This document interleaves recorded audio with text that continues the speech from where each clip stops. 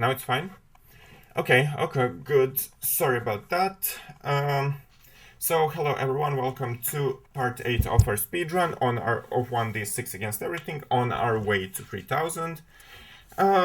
We continue where we stopped yesterday at 2400. So yeah, that part 2250 to 2400 is already on YouTube. You can use the YouTube command to see it. And yeah, that was yesterday in the evening. Today we continue. And hello to Zorakaya, hello to Meow Meow Meow, hello to Smart Sky. Okay, as you are saying, it's fine now. We continue with our journey to 3000. I almost removed e6 against everything. That would be a blunder. Let's remove d6. Yeah, 2400 already, but don't worry, I'll start losing more. I will start losing way more. So let's play the Fianchetto King's Indian. Castles. Yeah, actually I played castles a little bit too quickly. Bishop f5 is the suggested move here, but yeah, I still haven't woken up. Bishop f5 and then after knight h4, bishop e4, and after knight c3, then knight e4. And now when I play bishop f5, it's still a playable move, but after knight h4 I have to go back to c8. And after castles, I simply transpose to this. So this is playable, but it's not accurate. I should have played bishop f5, which was suggested in the course. I'll try to be more precise in the future. So I'll include bishop g4, try to provoke f3, because after f3, when I go back to d7, then, at least I created one more weakness for my opponent. Here I'm gonna go queen b6, stop the threat on b7, and potentially attack t4 as well. So very often you allow white to seize more space in these King's Indian Fianchetto lines, but in return the center gets quite a bit exposed. I'm gonna go to e6 actually.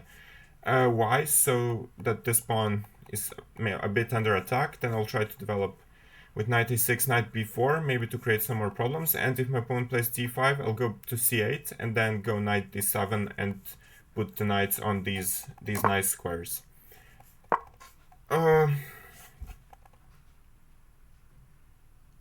Pre-moving the French. Yeah. Okay, I want to go to b4 and then try to cause some damage there. I'll still go to b4. a3, I would still go to b4, like exploiting the pin. Now knight d3 is a potential idea. Knight c2, of course, is a threat, but I'm expecting my opponent to go here to stop that. And then it's actually a good question what I'm going to play then. I could go c5, simply blast open the diagonal, which is probably the best move, because bishop e3 runs into knight c2. Takes, of course, this is good. And now after d5, maybe I can take on e4 immediately, but even if I just move the bishop back, which I planned originally, it looks really, really good. Just 1 second. Huh. Like knight e4, if this I take here, but knight e4 if this, then maybe I can go bishop f5.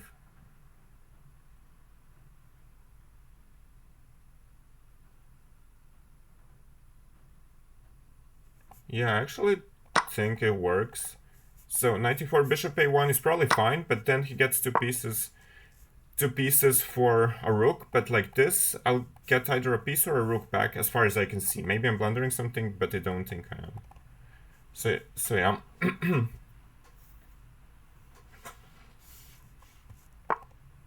Okay, bishop g5, but now can't I take the rook first?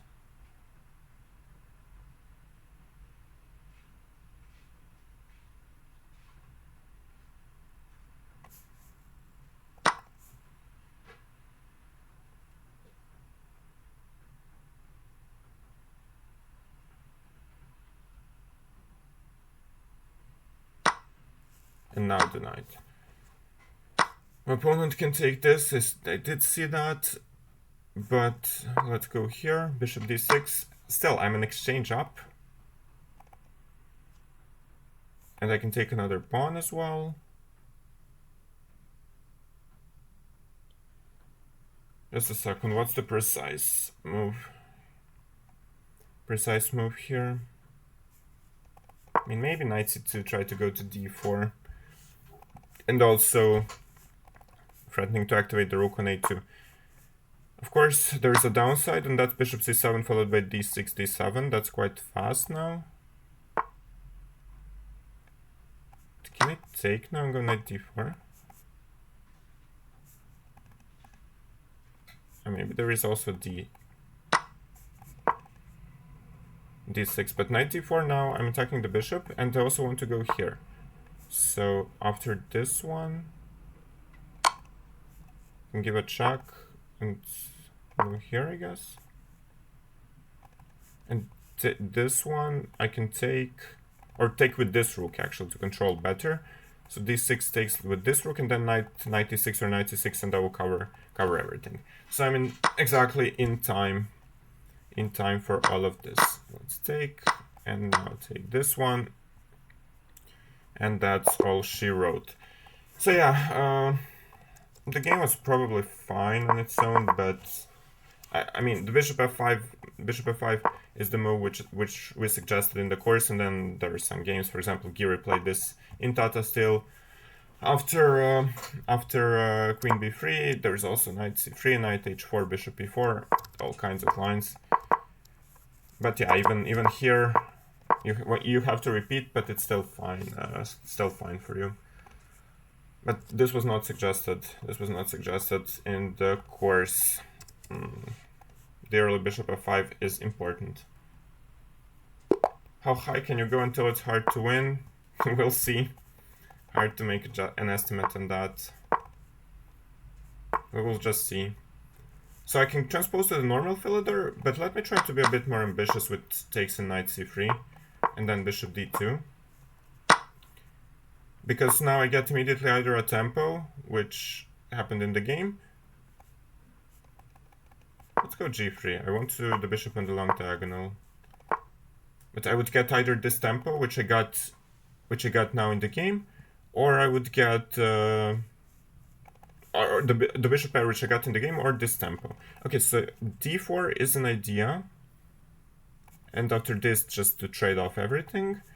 But after e4, knight d2, f5, I think I have d5, and then g7 will hang. Bishop d5, bishop g7, e3, bishop d5, queen d5, castles, e2, no. Then I have to go knight f3, but I think it works. We'll see now. I might be blundering something, but my opponent doesn't even do that. It just allows me to have this great position where I am bishop a7. I'm not sure, so I'll just long castle. Where I have the two bishops and a better development. So the opening was, of course, again a complete success. Pretty clean win. Yeah, opponent played very quick. So yeah, I'll just try to bring all the pieces into play. Knight e7 runs into rook e1, I guess. Here, and knight h6, well, here it's on an ugly square, but it's of course better. It's of course better than on e7, so knight h6 is probably best. Oh really? Am I blundering something? What am I not seeing? Tell me.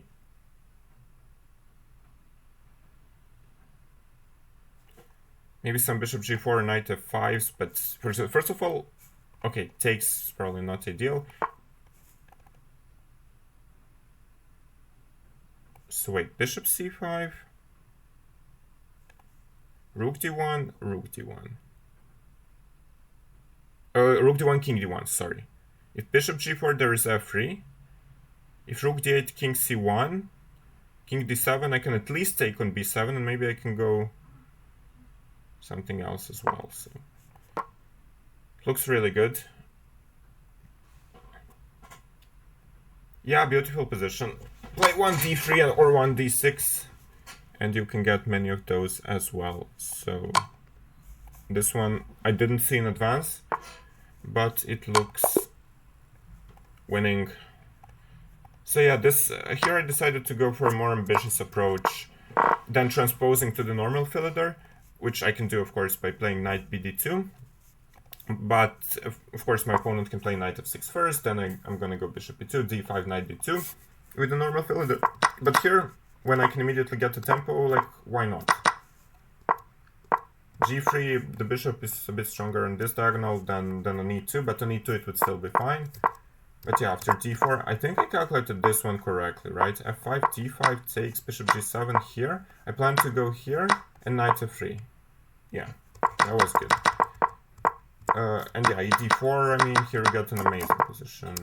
Knight h6 I expected. Bishop a7. I mean, I would go here, but I get bishop a7 and a4 because the bishop just controls this, so it's not like this is unhuman. It crossed my mind. But also, if I can get in d4, a5, a6, it will be really good. But of course, white has the upper hand. And here, what's bishop g4, f3, knight c6? This is what I planned. And yeah, I planned this one actually. Gf, or maybe takes. Actual plan to take with the king, bishop f3, take, and then go for this one. But okay. Anyway, we take those wins.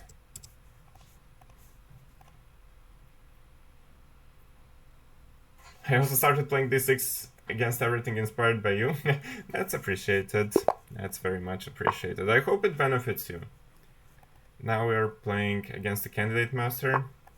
Those have been quite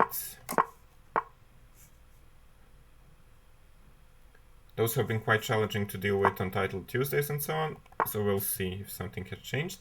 So now with bishop e4, I'm a clean tempo up compared to the normal line. I have c3. If I'm black and the line in the course is played, then it wouldn't have this move in. I wouldn't have this move yet. So now it's even better than the line in the course because I'm a tempo up, of course. Bishop e6, yeah, knight d2 I'll play. This is very, very similar to a position which I had against international master Dica from Croatia on the Croatian Cup 2024, where I played this exact plan by going a4, a5, a4 with black, so I'm gonna play the same plan here. This structure is flexible, so d4 is fine for you, e3 or e4 is fine for you, c4 is fine for you. You can do many interesting things, but seizing space like this also makes a lot of sense. For example, queen a4, and if trades start to happen, then you immediately have more space. And for example, if the b file opens, this will be a weakness. So b4 is definitely something on my agenda in the future.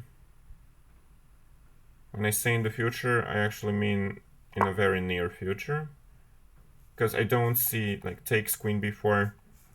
Just like I don't see a reason not to do that. Yeah, c4. This is possibly the best reply. Now, how do I want to continue? Rook d1 is a bit slow, but it looks very natural.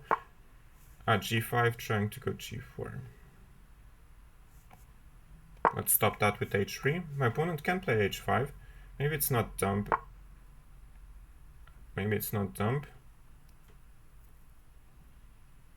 If I take on f6, bishop f6, then I'll have 2 pawns hanging. It's far from ideal.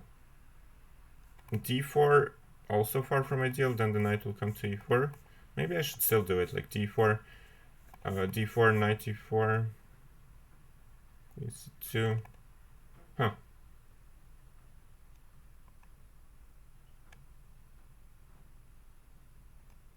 Okay, I'll play bishop d4. I'm not a fan of this position anymore. This was a strong plan. Maybe I was not supposed to go b4 and allow c4. That was probably too early. It looked logical though. I guess it was very early for such things. Okay, g4 take. Now I probably have to go to g1, which is not a nice move to make. But have to defend. Could have sacked with something like knight h2, but I'm probably still too materialistic. Of course, I still have my own ideas. For example, take here and start pushing. The attack is not that fast as far as I can see. Because, like, what's the threat? Take and queen e4 or what?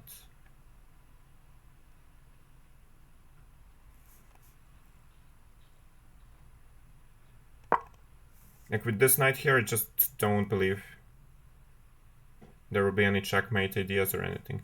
First I'll go queen b5 to attack here, and then after e5 then I'll take, if my opponent plays it, of course. Alternatively, e4 can be a threat now, as far as I can see. Because there is the pin, and if the queen retreats somewhere, then, well, I can start taking some stuff, no, or play e5. But e5, knight h7,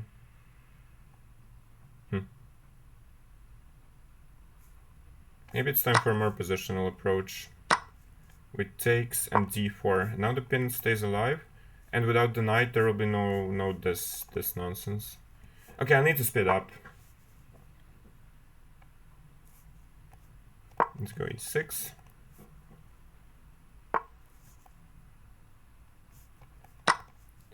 Take rook e1.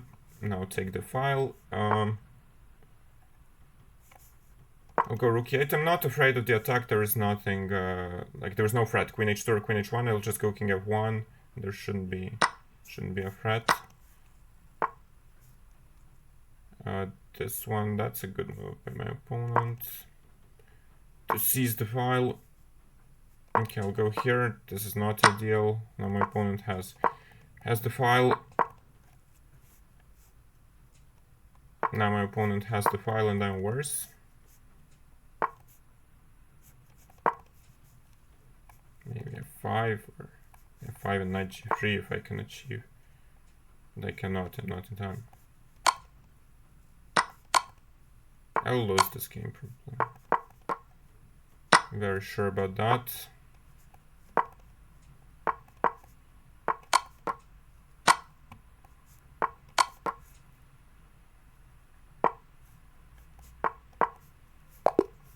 No, I won on time, but yeah.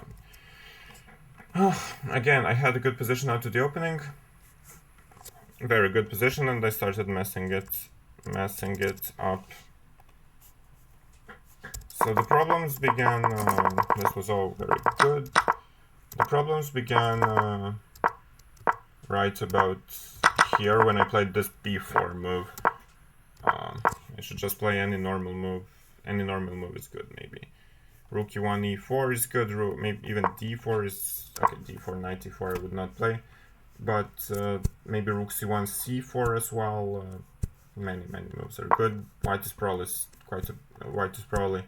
quite comfortable, a bit better, but yeah, there's still a big fight going on. And when I played b4, then this g5, that was a nice idea, which I didn't see at all, and now suddenly I'm experiencing problems. So not knight g1. The engine would sack this. I mean, I considered this, but I wasn't convinced. Why is it so good with my queen here? Rook d1 and... Okay, there are some engine lines. And later on with knight g1 it was very passive. This was a completely wrong strategical approach because of e6. And my opponent played everything right. Wow. So what was the better plan? e5, but I didn't want to... f4? Good luck finding that. I mean, I saw something like this, and I was calculating bishop a7 and I didn't want to allow this. So that's why I took the knight. Okay, what can you do? Yeah, the opening was good. It was not the opening, the problem was me screwing up later on. Let's see if we get the mainline Philidor or we get some Londons. We got the mainline Philidor, h3, bishop e7, bishop d3. This is a little bit more passive of a line, but still a very, very playable one. For white, the downside is that this bishop will be taken.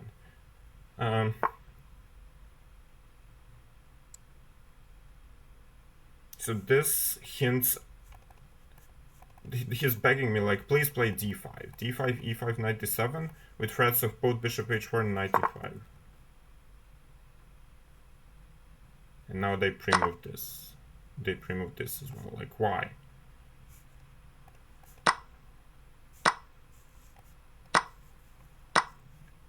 And now when I take, or maybe I should not take actually. Just 1 second, bishop b4 maybe. I don't want to open up all of these pieces for my opponent. b6, is that to move? b6 and then go for this, or bishop f5 simply. Bishop f5. Why is it not so clear how to make progress? I'm not a fan of this, but I'm gonna go here and take the knight. I'm not a big fan of what I just did, but let's go b6, bishop b7 now. I'll take first, and then bishop b7.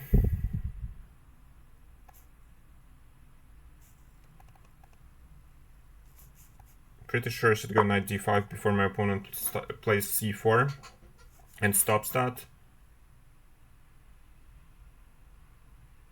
There is no problem with taking and playing c6 except rook a7. Maybe rook a7 is a problem. Okay, let's take now. Bishop c6 to stop rook d7.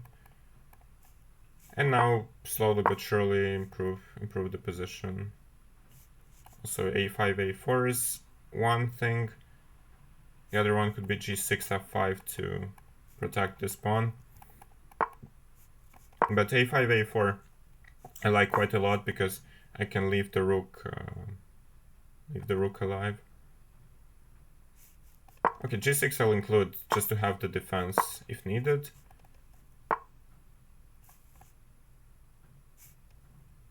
Let's take this.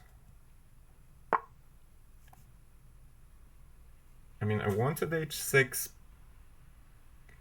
gh, rook here, or this, and then rook h8. Now they have to go either here, or allow me. Okay, so rook g8. There is this. My opponent is playing for time, that's for sure. Like I'm 1 minute down on the clock. I'll need to speed up now. By the way, is everything fine with the stream? You can hear me, see me, and everything. All of that is fine, right? Okay, let's go here. Stream is good. Okay. I need some feedback because there are less viewers than usually. Okay, let's take stuff.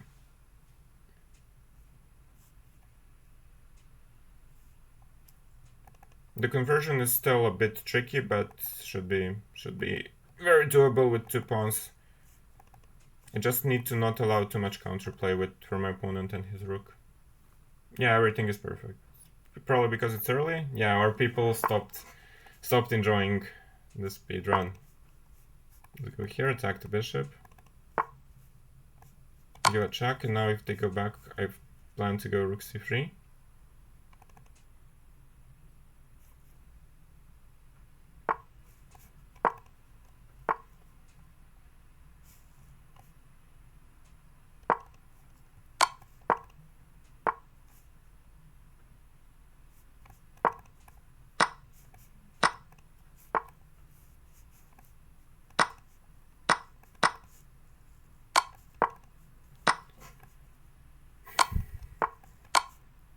Okay, now it's a very clean conversion because my opponent has no because my opponent has no counterplay and no pieces for counterplay. I'm expecting him to try to put the rook in front of the rook at some point.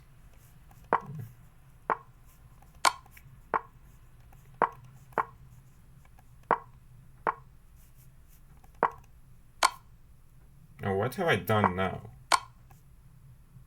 I mean, how can I... Okay, I have not woken up and I'll lose this game in time now.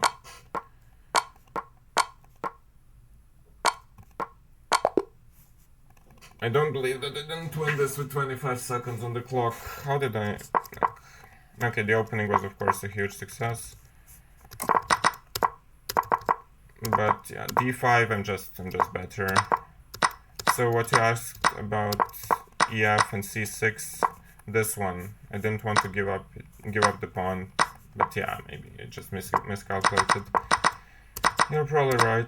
I can't believe that I didn't win this rook endgame. Of course, this part of the game was played good by my opponent, and then yeah, of course the endgame is completely winning, and I even played the right way up until here.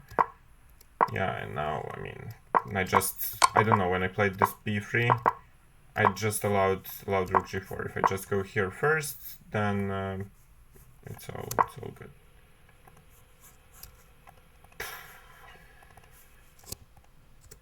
Very pathetic performance by me. Hello to cool NRO 974. Such an early bird, yeah, I'm a morning person. First draw of the speedrun. We are so thrilled about that. But of course, I still got to winning position after 10 moves from 1d6, so that's important.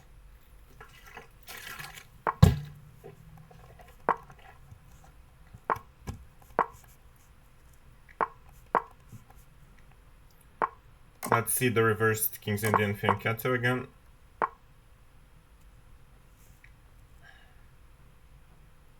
So if they go for this one, I want to go knight c3, I'll try to go.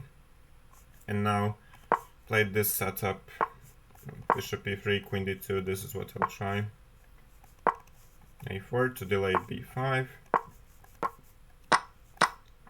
Try to attack that way.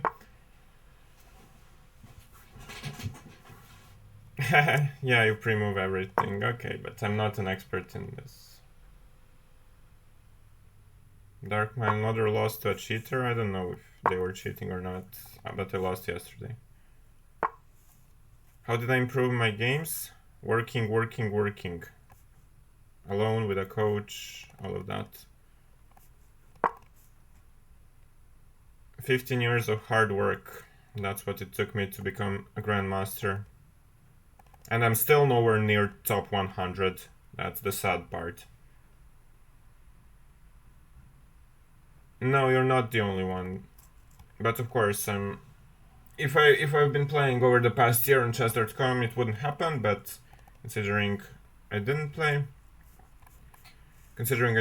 and I lost my abilities to pre-move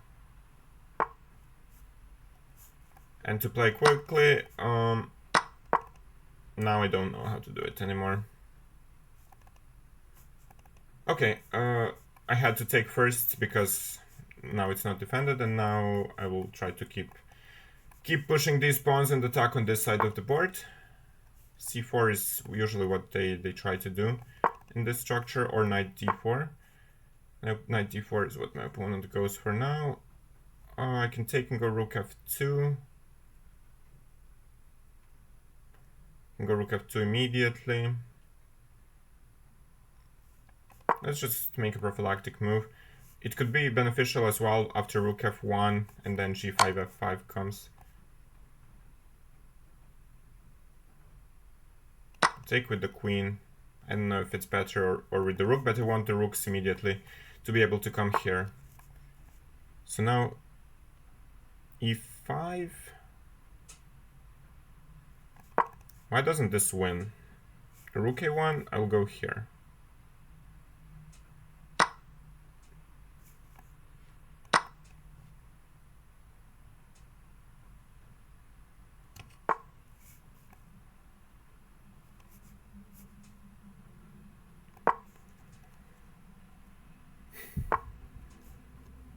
I don't understand anything in this game. When you can't guess your opponent's moves, it's usually either very good or very bad. In this case, I think it's very good.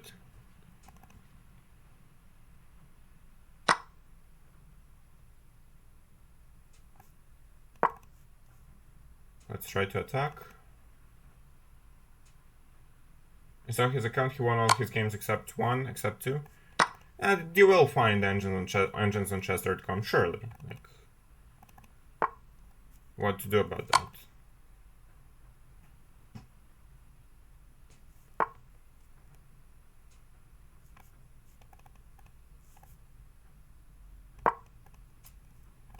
If you don't play, if you play competitively, that can be very frustrating. But if you don't play competitively, like, who cares? This is just a speedrun account. It's the purpose is just so that you get to help you to get you more familiar with this repertoire and this course.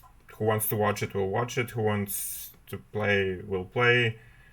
Who wants to cheat against this account? Well, cheat against this account. What can I tell you? Like, I never understood cheaters anyway.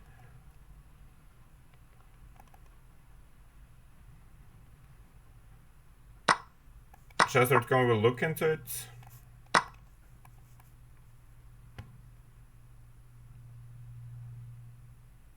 We'll see about that. Yeah, knight g4 is very weird. I don't know, but I think I already had a great position at that point. The game he lost was also against a cheater. Like, doesn't matter.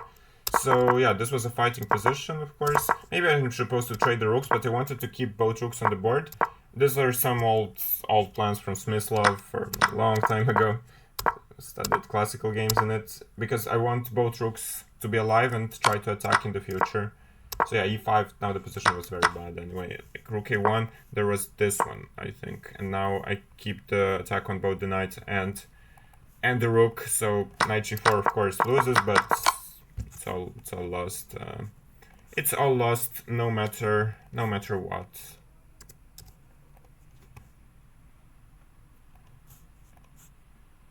Yeah, rook f7 is a good way to finish, but of course everything was winning at that point already. Let's keep going. Will I have problems finding opponents? Hopefully not. Let's play the English rat. They played the main English rat. Good. Now we get some new positions. c6. This we did not have in the course just yet. So now they're playing with early d5. Against that, the suggestion is to go bishop here, and after knight h3 or h4, bishop f6 with these ideas. And this should immediately be very bad for black usually, because for white usually, because you just pick up this pawn in a couple of moves. This is defended, and you're a pawn up with a winning position. So I will again call the opening a huge success, but before that happens, before I win the game, if I win the game, who knows? Need to react to this. Knight e4. Maybe I should take with the queen. No, I don't think so. I'll take with the knight. So now this one is hanging. If I go d5, cd, cd, knight c6, knight c3, d4, they can take, so it's not ideal. Then I'm just gonna defend stuff with queen c7 and then follow up with knight c6. No nonsense, just very logical moves. And then later on I will try to attack this king, considering that we castled different directions. Yeah, g4 is an interesting try. Yeah, I mean, cheaters, I mean, what can you say about them? I try not to think about them, but sometimes not much of a choice. Okay, let's castle. Now, I expected h3 and then I would take and go g3. And here I will take this one.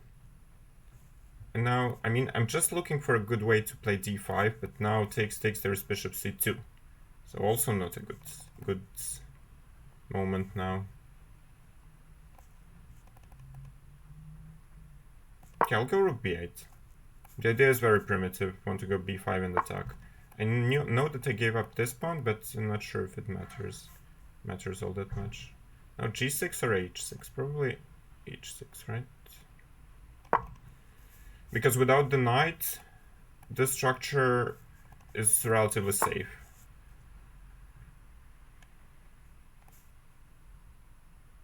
I don't want to go to c5. I didn't see this move. Can I do this instead? No, not quite. Yeah, I've started playing badly. What can you do? Or maybe I never stopped playing badly is the right way to say it. Okay, queen d7. Now I guess I will go here and start taking material, because I'm still a pawn up. Okay, I'll take. I guess take here as well. White does have counterplay, but still, this is not checkmate, so there will never be threats, and I'll keep pushing my pawn down the board. So now they have to go either here to protect the pawn. Yeah, they do that. My rook is a bit out of play now. Okay, let's go here.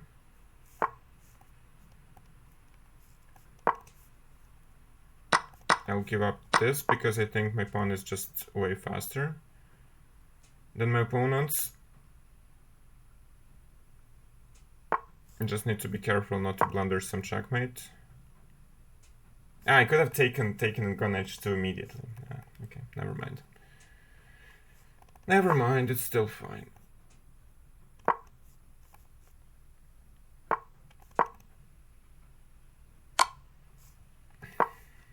Can't believe what I'm doing today. I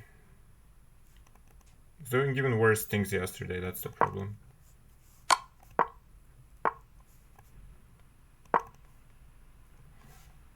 Unbelievable. I already screwed up that completely winning endgame, but we know that endgames are my weakest side by far.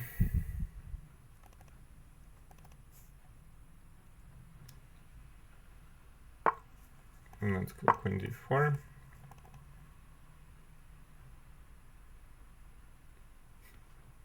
I can't have a clean game today.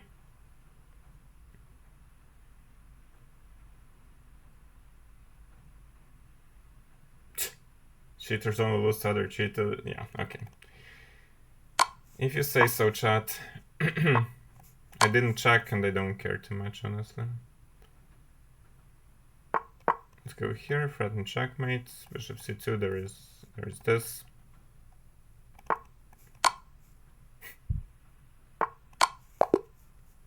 Yeah, so out of the opening it was of course very good. Was almost winning. After d5 is not ideal. d5 is a sideline, it was being covered, but black is immediately a bit preferable. And here queen c8. Yeah, g4 was an interesting try. Maybe I should start with knight f6 for that reason. To stop this, like knight h6. The engine is very, very interesting. Like, if somebody plays this move, I would be like... Yeah, here maybe to stop g4 first, because knight c7, g4, now suddenly it was not clean. Clean at all. So yeah, knight f6 first, and then after long castles, I guess I can do... Okay, knight g4 is probably even stronger. Yeah, okay, not ideal. Not ideal, but we take the wins no matter what.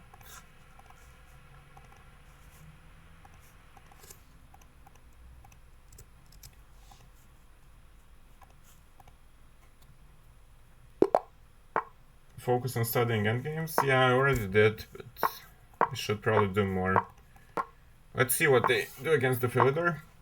I think it's finally time for them to start playing the main lines. Let's go c6, a4. I'll play e takes d4, this line which... yeah, Bartel and Firouzja took in classical games with the queen. But this way it should just transpose. Okay, so bishop g5.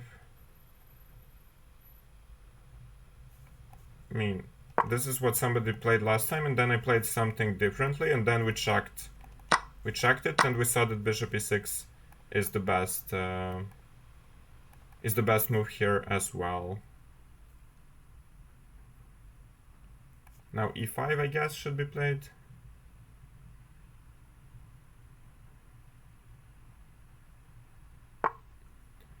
And now I have this choice, which I always have, between knight d5, knight d7, or de.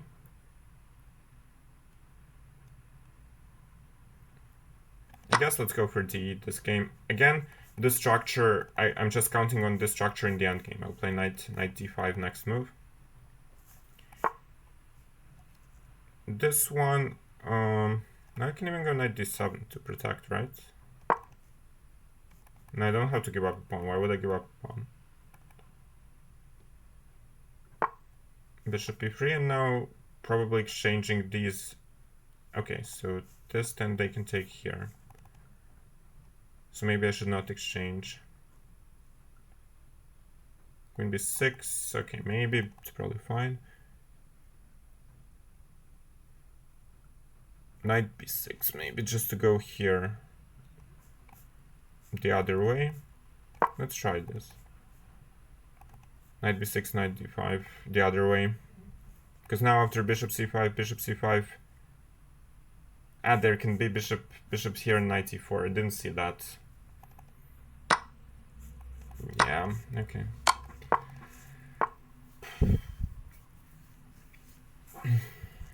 I'm still not worse, I think, but there was no need to allow such things. Because now the whole structure favors white a bit.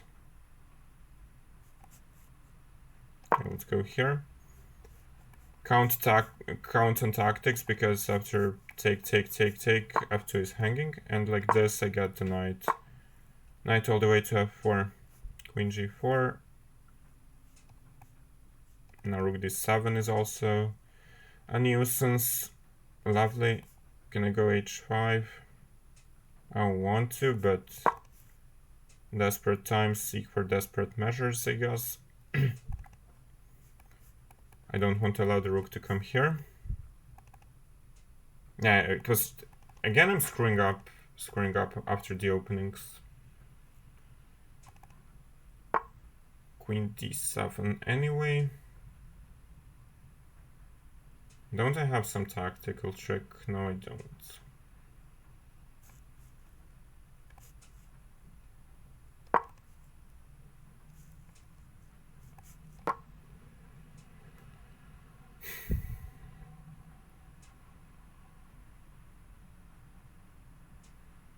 Yeah, knight h6 was not human. It's just not human.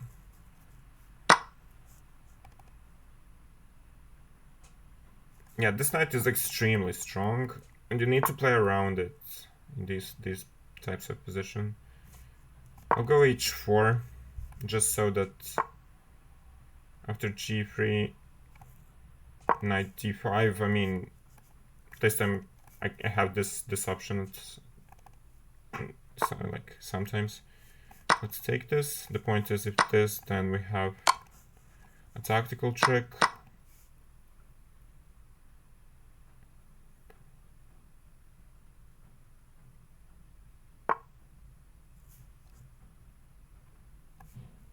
There is still counterplay though.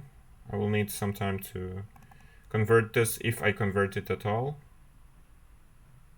Maybe I just blundered now. Because rook b2, there is rook e5, and then this, so I have to go back. And if my opponent played knight c3, then I don't know what I would have done. Ridiculous. All the blunders I made today are really, really bad. I should have just played g6. g6 first.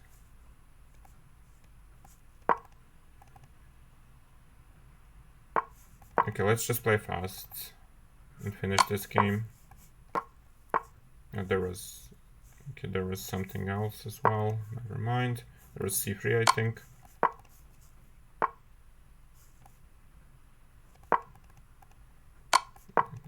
7, of course.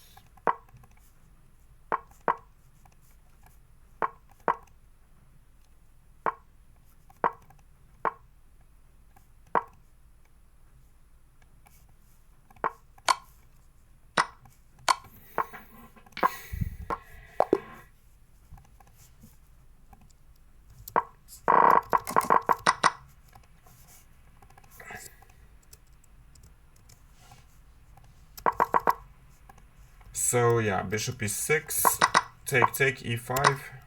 D was not ideal. Knight d5 was in this case better. With queen h4, actually, maybe we even have discovered in the course. But no, the engine doesn't agree with this.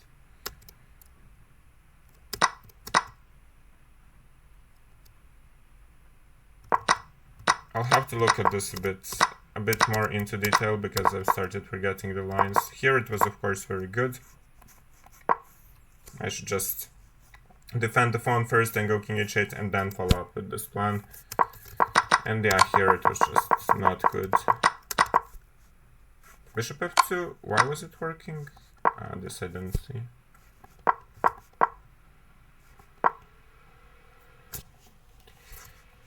Yeah.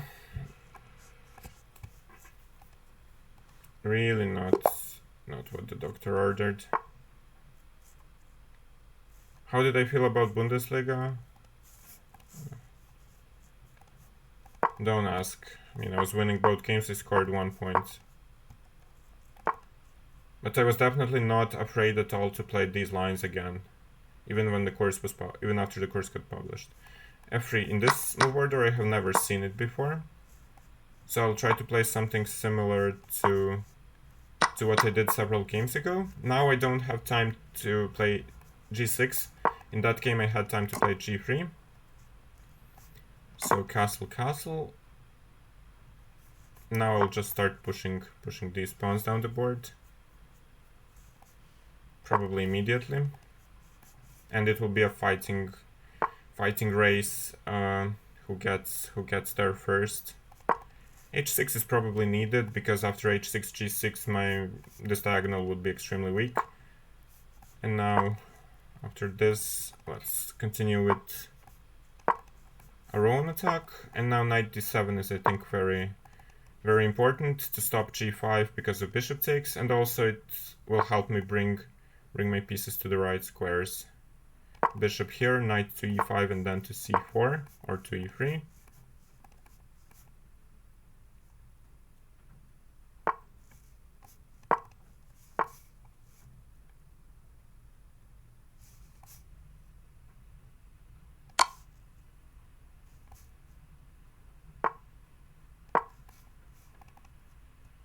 Maybe we'll finally get a clean game. That will be the first one today, I think. Where I don't screw up anything. I didn't screw up anything. Wow. That started being a surprise already. So yeah, this was a fighting position. F3 I have never seen before. Knight c6, yeah. I mean, engine somehow wants to bishop e7 and this development much faster. For example, bishop takes b takes, and then with the bishop on c8.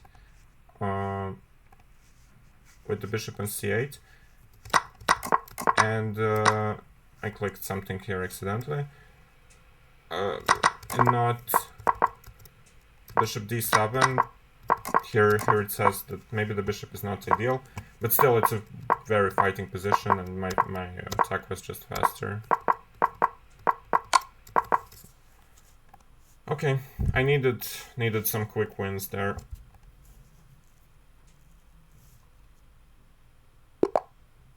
And this is always so nice. Yeah, very clean.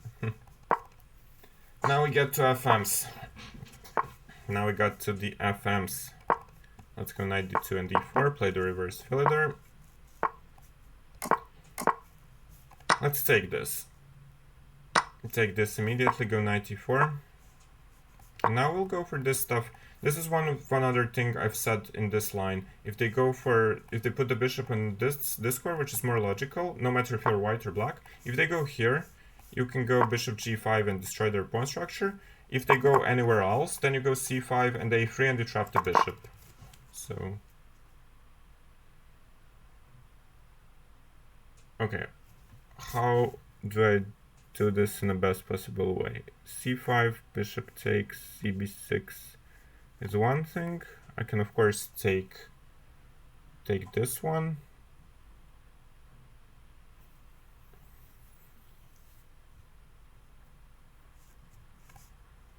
Let's play knight d2, just reinforce. I'm losing a bit control over the d4 square, but c5 will remain a threat, and I'm counting on this to be more important. Not sure that it actually is, but yeah. Okay, bishop a5.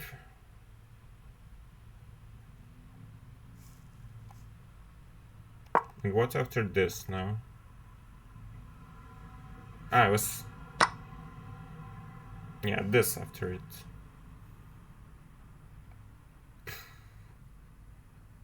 Again, blunder by me. I was just supposed to play takes first, I guess, and then do this.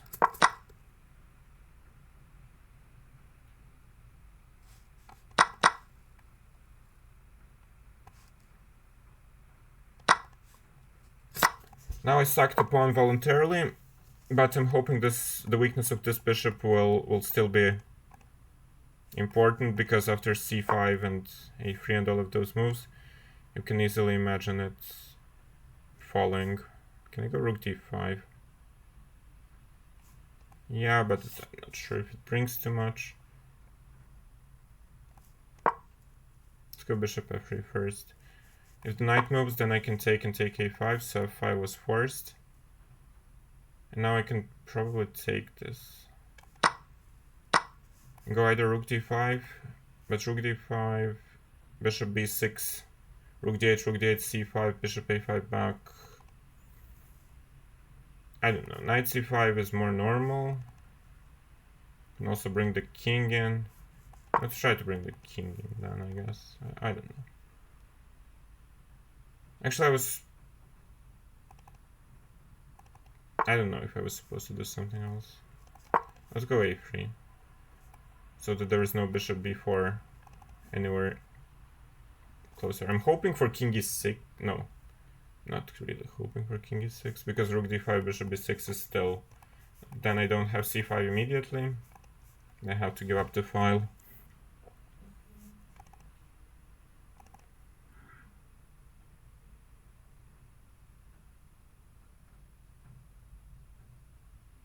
I beat this opponent in bullet, okay. I'm an early bird, yeah, I'm a morning person.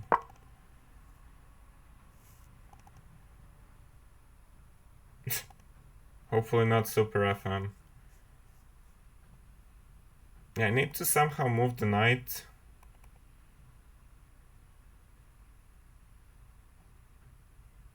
In a good way. Okay, a6, now I probably have to go c5.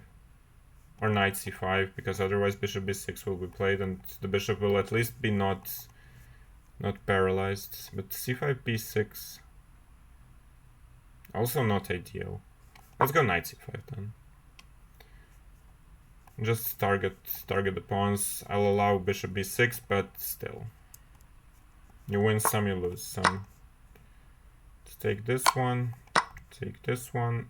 Now, the structure favors me because of the knight, but of course the bishop is stronger, and it's not very passive where it was. All those for all of those moves. I'm not objectively better, but practically I probably have more chances.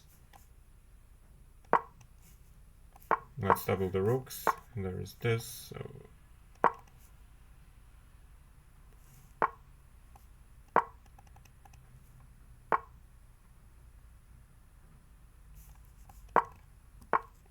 now it's going to be about flagging, unfortunately, or fortunately, we'll see. I want to go h5 to provoke either g5 or gh, and then I can reroute the knight to f5. My opponent should probably take it. I'm gonna go a5 maybe. Have to go a different way now.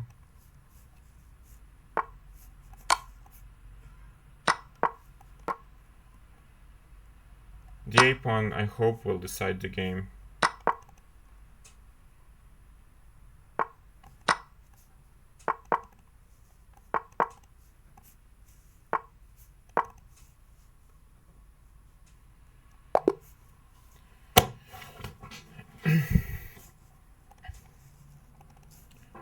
Oh man.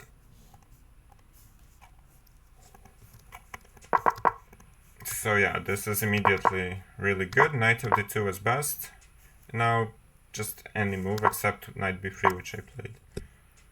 So knight f6, for example, bishop h6, and then follow up with knight e4 or a3 or whatever and destroy the structure. And like this, I didn't even destroy the structure. Fortunately, my position was so good that even here I'm not worse. Including g4, g6 was better. And I can see that, but still. Here it was probably fine. Maybe 7. I didn't want to allow this. Yeah, okay. I can understand this. And this is just fine for black, but still black white has practical chances. White has practical chances there.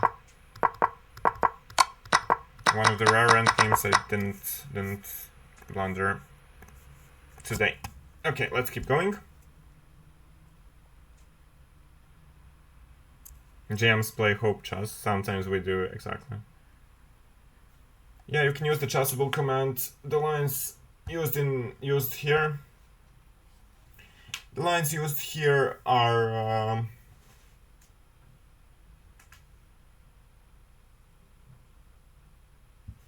lines used in this speedrun are from this chessable course. I think today is the last day where you can get it with a discount. We're doing a speedrun to 3000 using the lines, just to prove it works from no matter which opponent, that it works against no matter which opponent, no matter if they're rated. No matter if they're rated 800 or 3000, this course is going to work. Let's go knight c3. We have said that we'll do this. That we'll do this against it. Now bishop e3 I'll play. Take, h3 I'll go g3, and my king should be relatively safe here. Queen d2. Go back, mister. And now I will keep playing on this side of the board, but how should I do that? Should I do that with c5 or with b4, b5? I don't know, I'll play b4 anyway. It looks like a very logical move. Now I need to think for which plan to opt for. d4 is also not dumb. Kind of like this, actually. Just so I have some d5s in the future, if needed. This pawn is what I weakened when I pushed d4, but I don't think it matters all that much.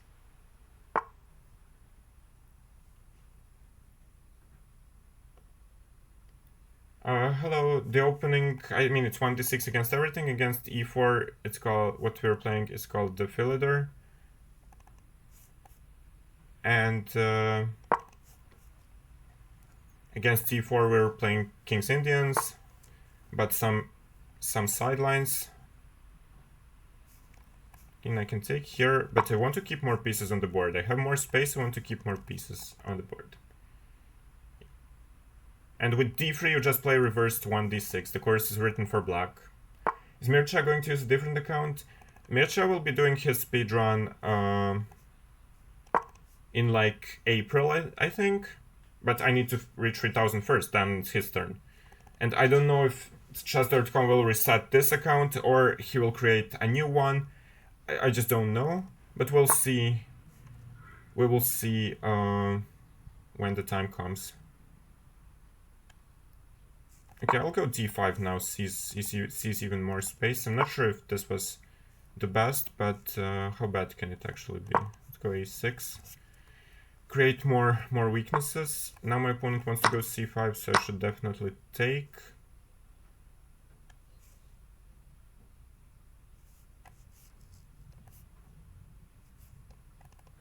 How to put the rooks?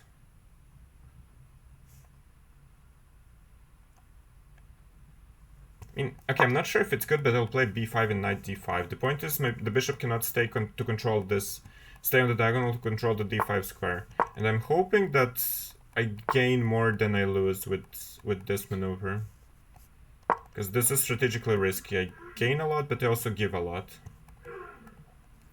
This knight is bad. I need to reroute it. Yeah, now I'll try to go here first to attack d6. e3 is hanging in return, but I'll put the knight on c6 first. Now this allows me to put the knight on g5. Now g4 is hanging, h3 is hanging, and I gain also a lot of activity. I think I should get rid of this knight. It's very annoying, and my bishop was passive. Let's put the rook to c1 so that c4 is protected. This knight is now very bad, and that's the only minor piece my opponent has. Except the only knight, not the only minor piece.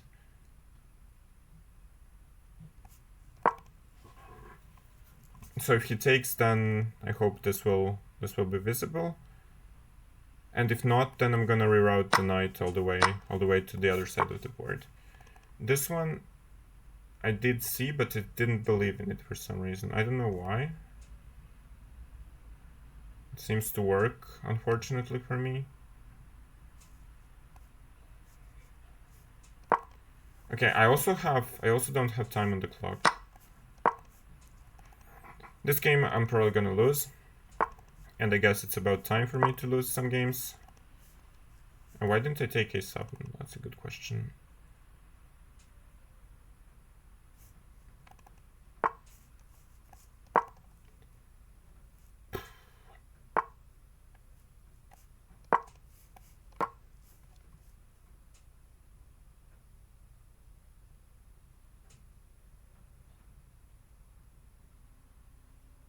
My opponent will take on c6, I'm pretty sure about that. No, 97. Ah, even better. Yeah. Makes sense.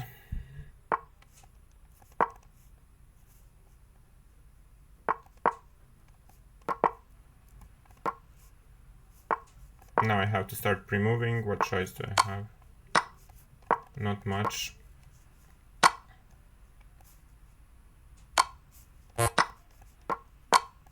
This was, of course, very nicely played by my opponent.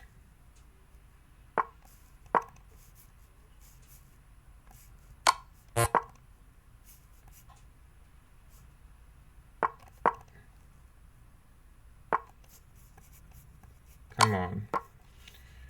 Yeah, I don't remember how to play quickly. I should have played rook b6 now, yeah.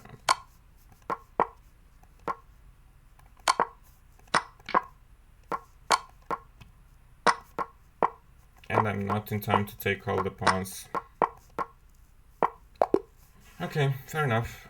It was about time for me to lose a game. I'm not playing well today, that's for sure. Today I'm playing the worst chess out of them all. Still, the position out of the opening was very good. But yeah. So push all the pawns. Yeah, of course. I mean, I played it in the Bundesliga last weekend, but here it's just... Yeah. I mean, of course I had an amazing position out of the opening, but I screwed it up somewhere. Knight h4. Yeah, it was much better. Still, out of the opening I'm getting amazing positions. That's the important part. And then it's not about the opening, it's about me. Knight g5 with knight c7. I had everything under control. Queen d6 was better. Yeah, I'm not playing well today. That's the thing. That's just the thing. It can be used as a serious opening, but there are many better ones to choose from.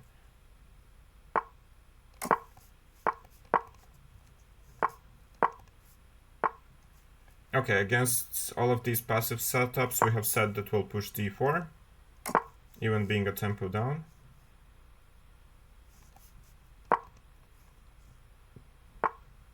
Now, My opponent is preparing f5.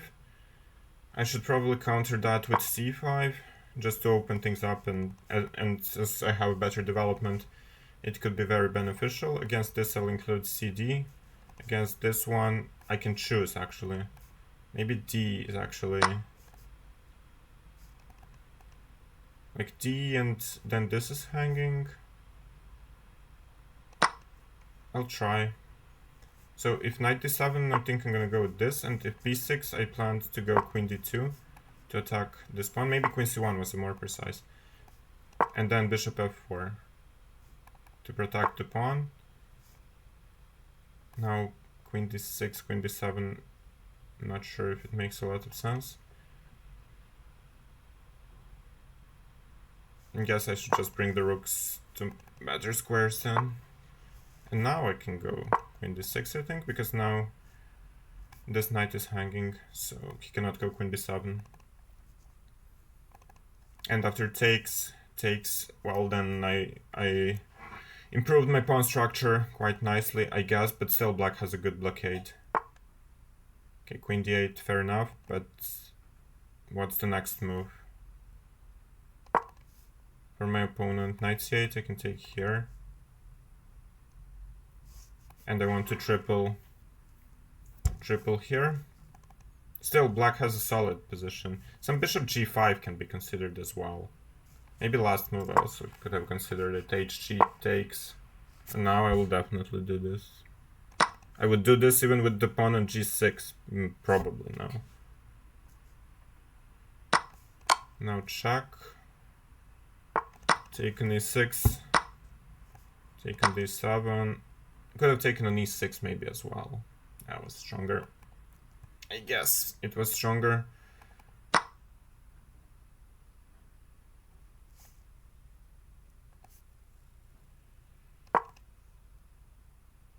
Allowing bishop d4 for no reason as well.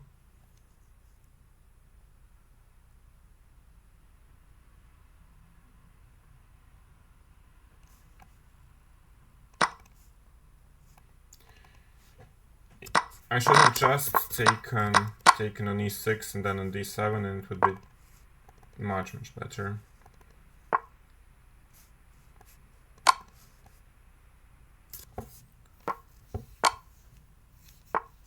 Still hard to complain with this. Let's take with the knight actually, just so ed b5 would prolong the resistance, and I don't want to prolong the resistance.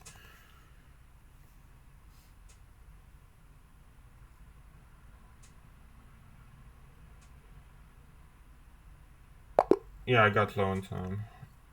Hello. There is no bio, I'm not a content creator, but you can use the YouTube and speedrun commands. Hello to Bray. Elo right now, 2468.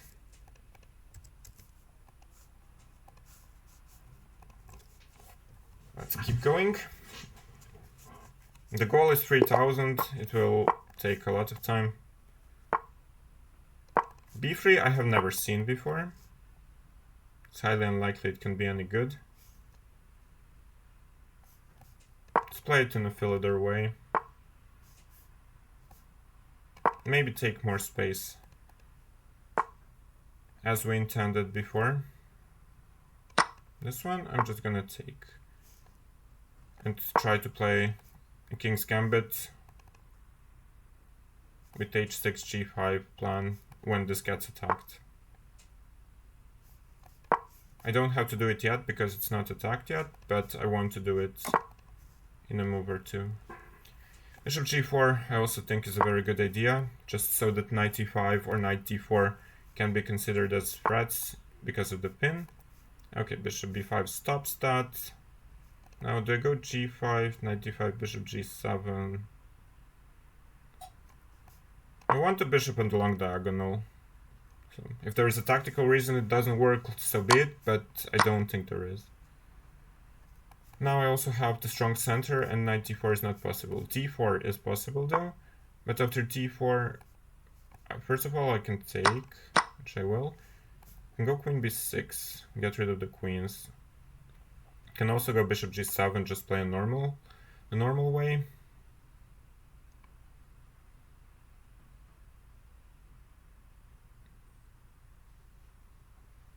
I don't see anything wrong with this though. Without the queens, I should be a clean pawn up.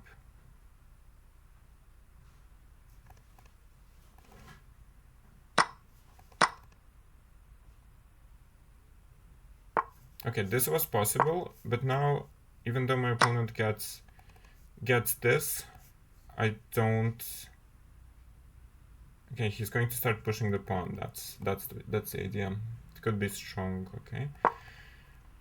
Then I'm gonna go here. Yeah, I again messed it up somewhere. So else is new.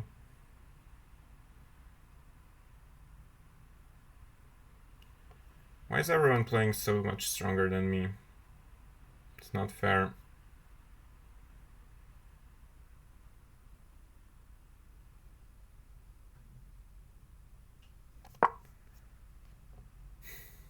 I hate making such a move, but I'll go d5 and then rook e6 later on.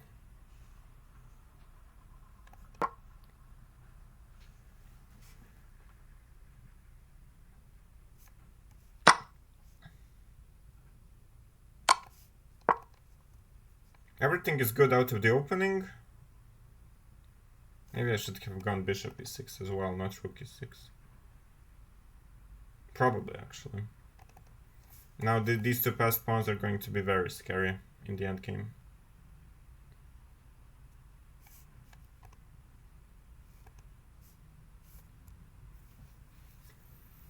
Today it has been the worst.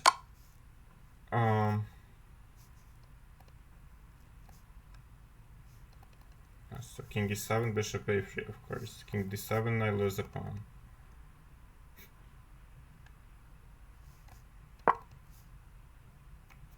Let's go king f8, knight e4 then.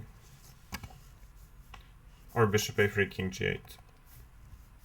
Yeah, today I'm playing the worst chess today. Out of the whole speedrun, I'm blundering 10 times more than I was usually blundering. Доброе утро. Knight e4 is the next idea. h3 is possible. Maybe because of takes this, but I'm not sure. Maybe even knight e8 works. But then rook a d1 probably doesn't work.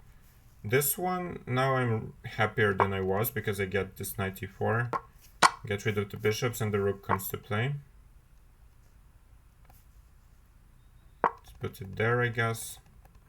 Still, my opponent's structure is better than mine.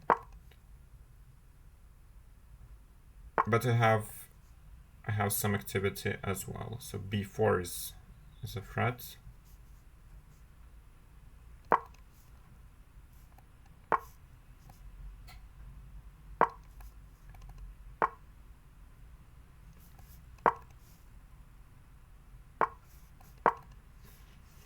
It will again come to a time scramble, as it always does, or at least as it mostly does. Knight e5 is a move. Now I want to attack this knight.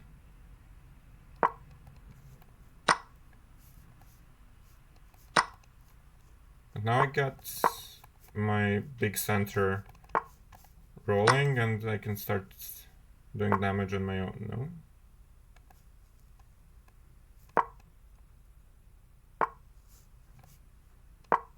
Oh.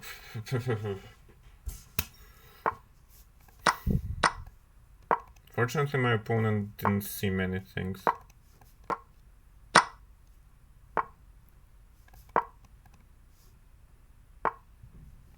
I don't know why I made that move.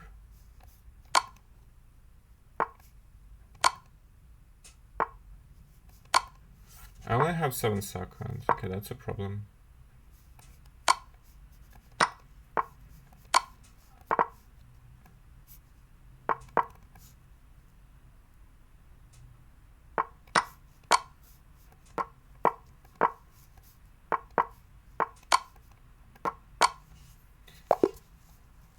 What a disaster.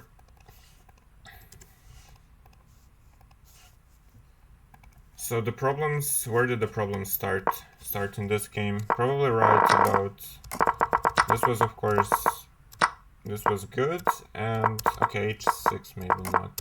Maybe the whole plan of h6 g5 is wrong, and they should just develop, I should just develop normally. If they go for some knight e2, this one is hanging, and I'll probably be able to defend this later on with knight h5 or something. So yeah. Maybe I should have played the g6 way and just play the King's Indian style, not the Philidor style. And later on, it was not a good position for me. That's for sure. Queen d4. I don't know why I played queen d6. I could have just done this, and yeah, then because of all of the piece activity, it would be much better. Anyway, let's keep going. I want to see someone use your repertoire against you when you play white. But I played d3, so it will be hard for them. Okay, see you Zareka. Thanks for dropping by. Even though I was not. Even though I'm not in the best shape today. Just 1 second.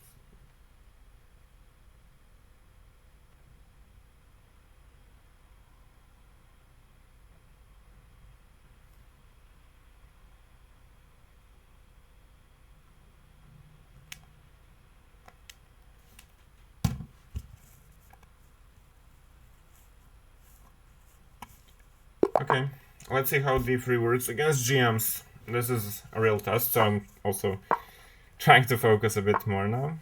Let's go g6.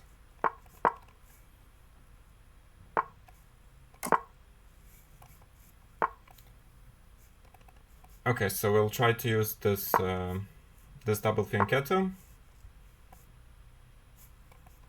Let's go b3, bishop b2.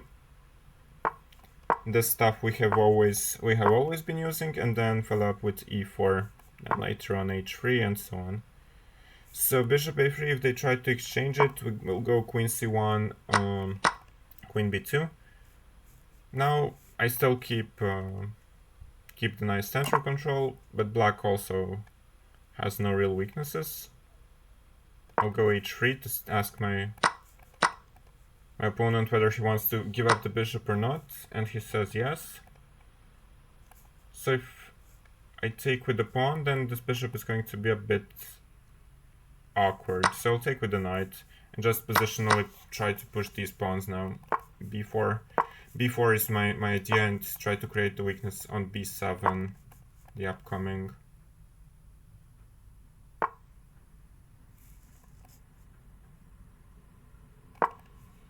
Moves, so yeah, b5, pretty sure should be the right move. Of course, my opponent will play knight d5 and have a relatively solid position, but I'm the one who can continue pressing rook a7, rook b1, all those moves, or takes and rook a6. Also c4 at the right moment to chase the knight away can be good. Rook a7, is there some problem with it? Maybe.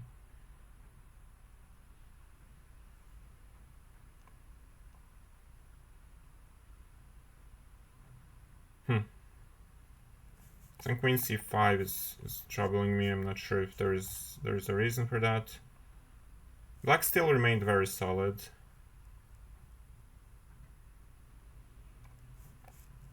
I mean, d4 is an option, but then queen b4 is... I'm not sure where my rooks belong, honestly. I guess on the open file, but yeah.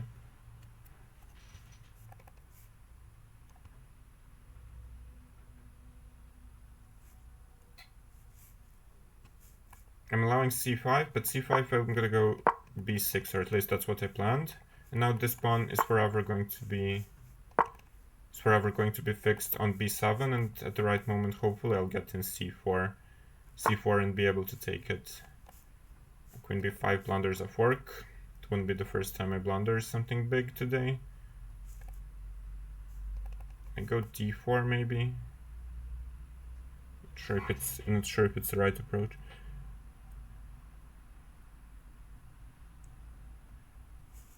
Okay, let's just slowly improve the position then. H6.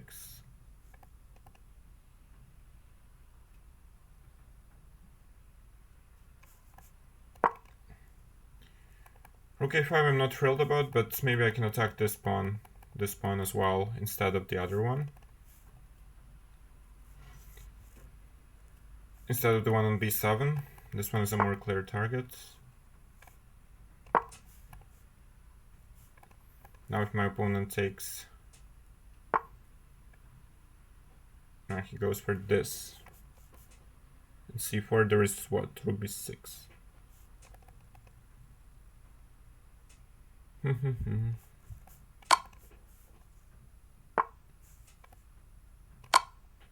Let's play it like this then. f5, take... And maybe it's just nothing or even bad for me.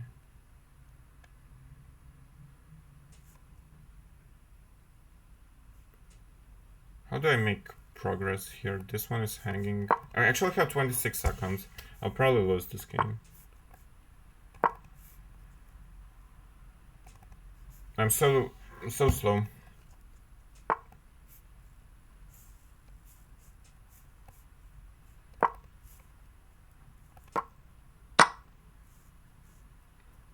Could also easily get checkmated here. Maybe so can he.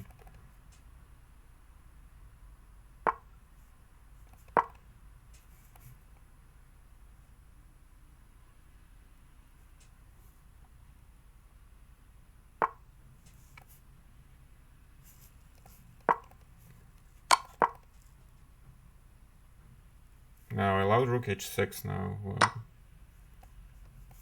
Should have gone to g2 immediately, of course. Poof. Now rook f6, maybe there is g5. And then queen h2.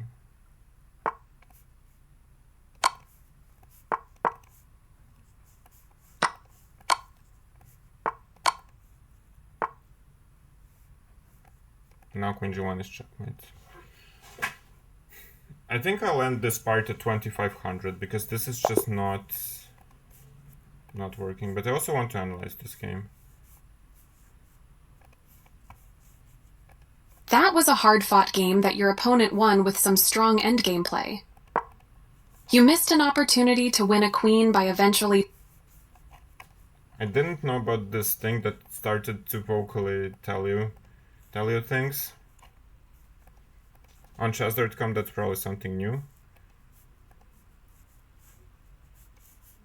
No, this review is dumb, I guess. I should just see the lines.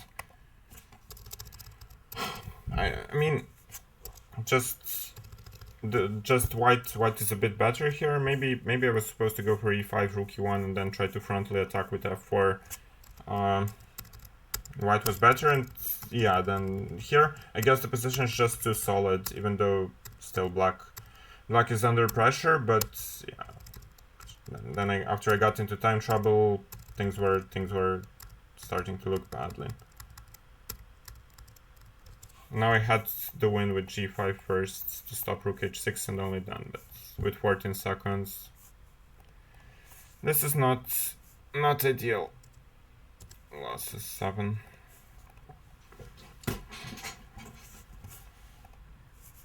Okay.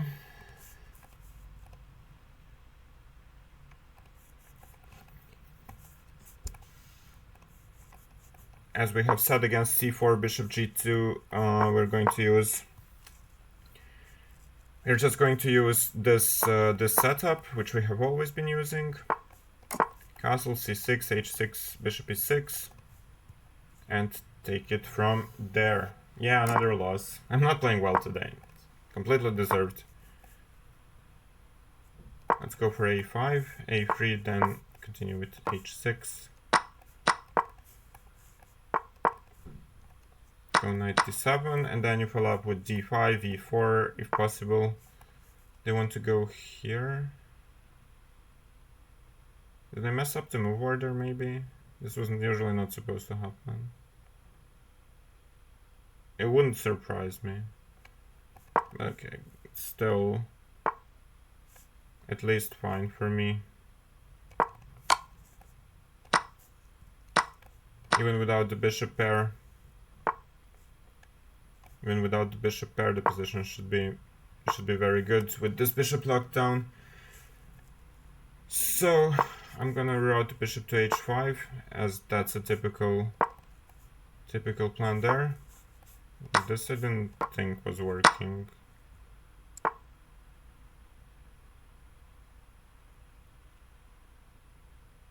Do I play this for an endgame, or do I play this? I'll play this for an endgame. c8 with the two pieces for a rook, or the two knights for a rook, and quite active pieces. I don't think I should have problems converting this, but okay, of course, who knows? I've screwed up many things today.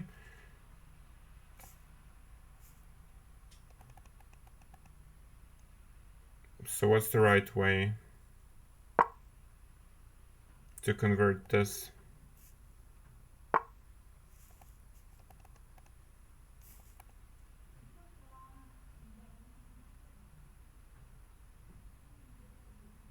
Yeah, my opponent is very solid here. Maybe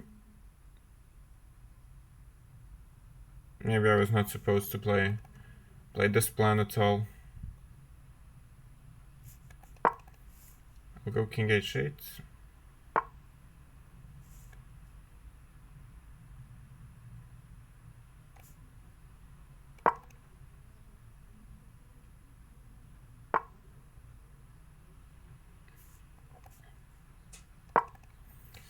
Bishop b7, then I'm gonna pin, and otherwise there is knight g5, or at least I hoped, with a double attack.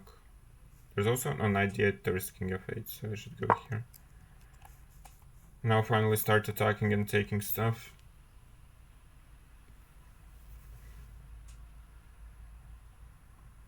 The opponent was a GM, yeah, but it doesn't matter. Like, I'll be facing way higher rated GMs soon. I just need to improve the quality of my play. It's not about the opponent's play, it's about your own play. Okay, let's go here and start taking these pawns, I guess.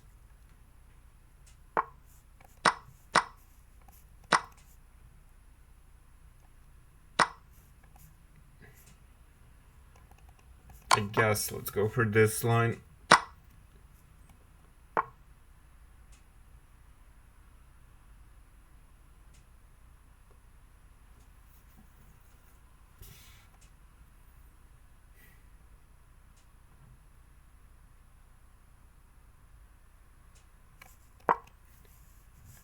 Oh, great.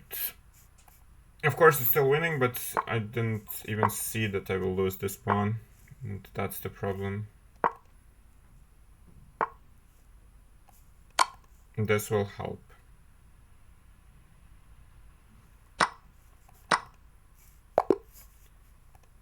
Yeah. Did I miss the move? Did I mix up the move order here? Yeah, I missed the move order, mixed up the move order because I was supposed to go queen e8 first with a great position, and only then this. And I first played knight d7 and allowed the bishop pair, but still it's not bad.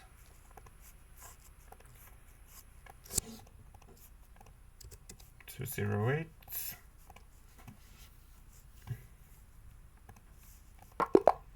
Will not even be easy to reach 2500 if I keep losing games. Okay, we'll go for f5 and play this system again. Last game we have seen it with colors reversed. Now we see it the normal way, the coarse way. Now we transpose after knight d2 to the English rat. Play knight c6 here.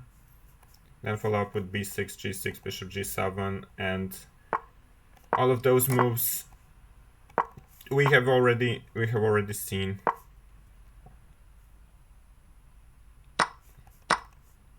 f4.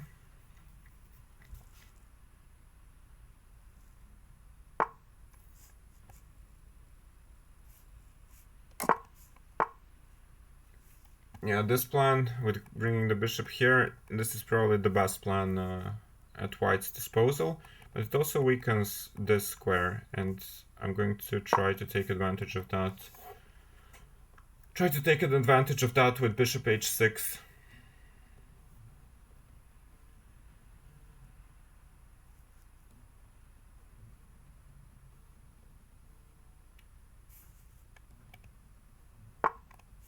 Queen d2. Okay, now there is a choice. This one doesn't work. Knight g4. I mean, I can take the bishop pair, but I would prefer to attack this one more time. Bishop g4 maybe. Then at least bishop h4. So maybe just knight g4. Let's try it and take the bishop pair. I know that I'm giving up the e4 pawn, but I think if my opponent takes it, I'll get huge counterplay on the e file. So it takes, I will take with the queen, take this one. Yeah, this and queen d5, there was always bishop e3 in the end. So okay, bishop g3.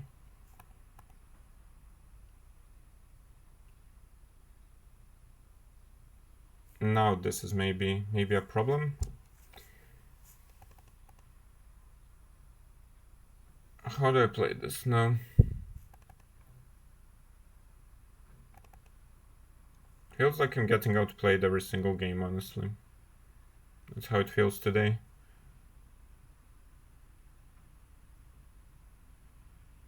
Rook f1 will come.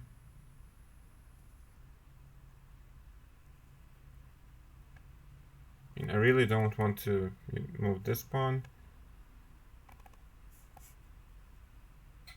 Rook here, there is dc and queen d5, right?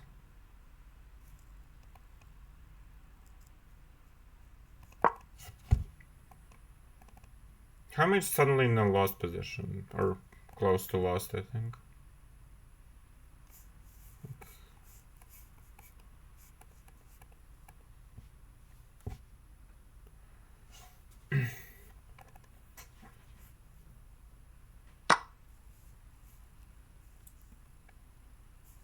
I'm not playing well, but at least I'm slow.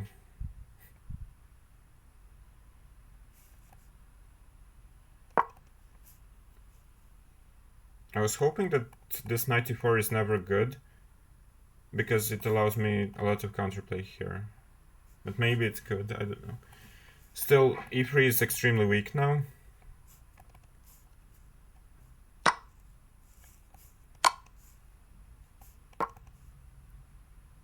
Okay, I'm not the only one who blunders. My opponents can also blunder. Surprisingly enough.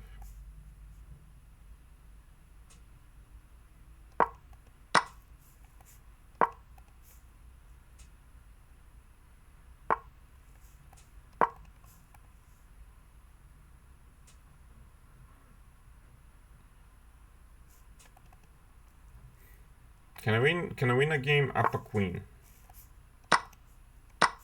And that's the right question.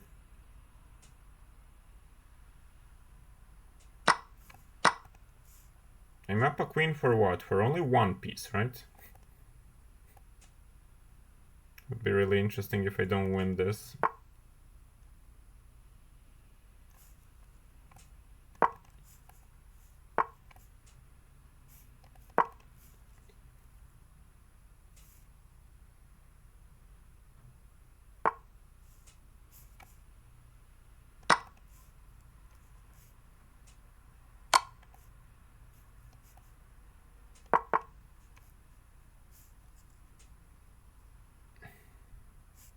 And I can't focus on anything.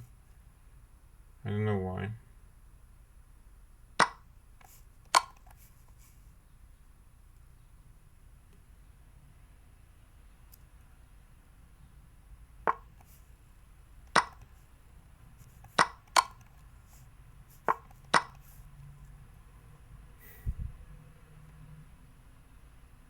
Still, this should be more than enough time to win this game. No stalemate trickery, as long as the pawns live.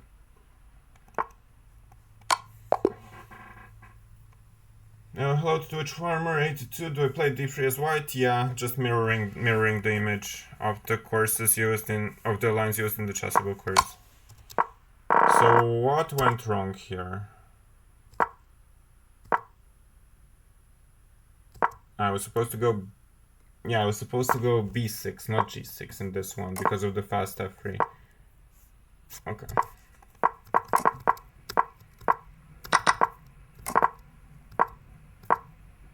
a5, only move. Good luck finding that. So the point is to threaten a4, and then this will be overloaded. And if they play a4, then knight e7. And why is it so important to include this? Because of dc and rook d1. And the point is the hanging knight or what? Yeah, I don't know. This knight g4 was just not good. I don't even know what I would play after this and knight e4. I mean, I planned bishop g7, honestly. Bishop e2 I had not planned, that I can tell you for sure. Yeah, fighting position. Out of the opening it was very good, but later on I again screwed up. Really bad play today. Really bad.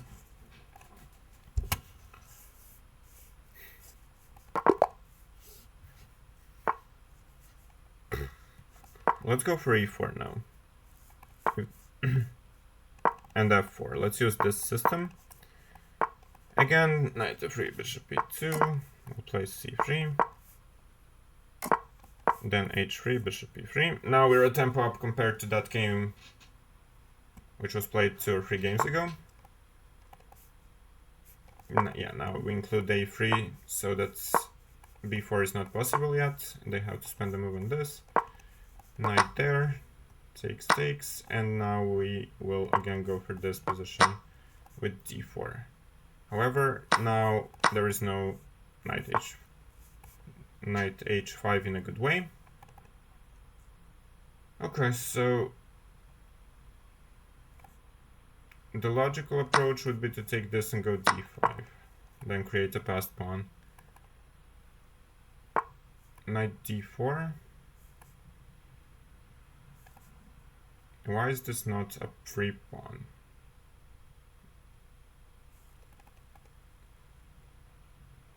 Take. Is there some knight d5, bishop g7, knight d3?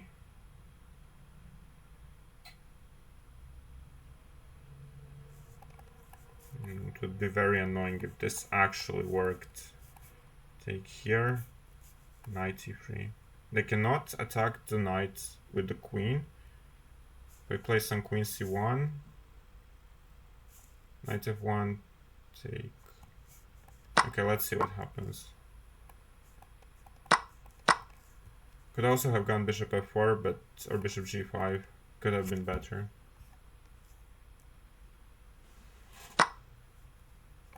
Here. So the idea was that they go here. Because now if takes, then I get this. So my opponent has to take here.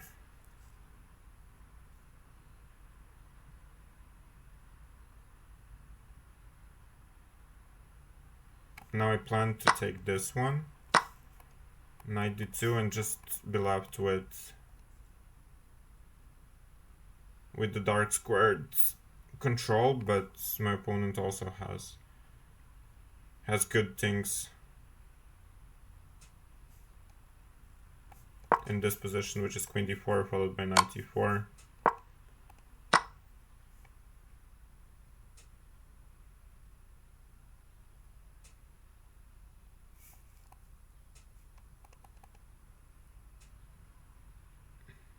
What's the move here? Is it queen c7 maybe?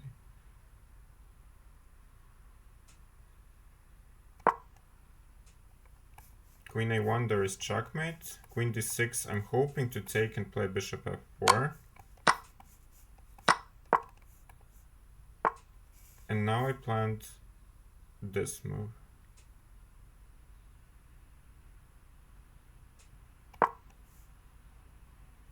Hopefully this works. And even if it works, This is still very tricky conversion. Still a very tricky conversion. I'm even not even sure if it's winning, but it should be winning. Takes rook c7. Now it's winning for sure. Or is it?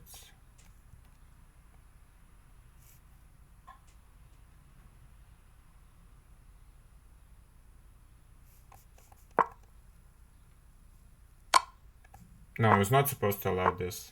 It's not supposed to allow. Now it's maybe not winning at all. As I messed up so badly.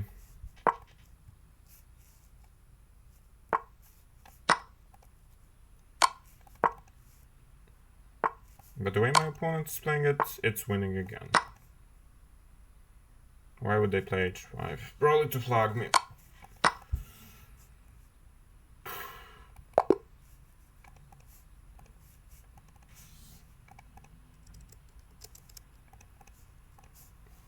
Okay, this was interesting tactically, that's for sure. Let's see.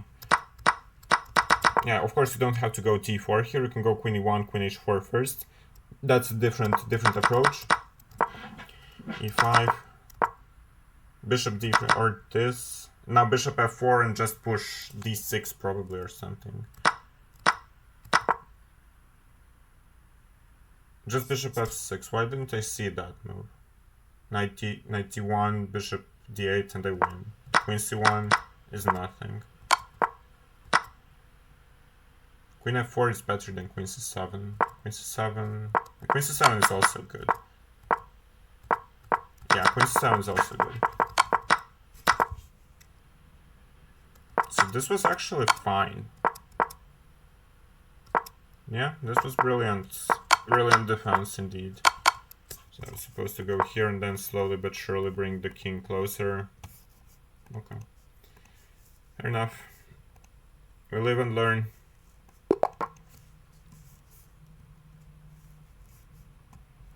Today we have less viewers than usually, which is to be expected considering the quality of my play.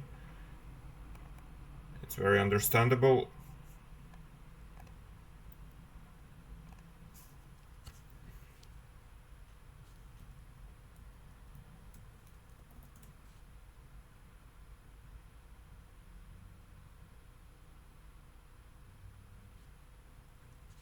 My opponent is not here for now.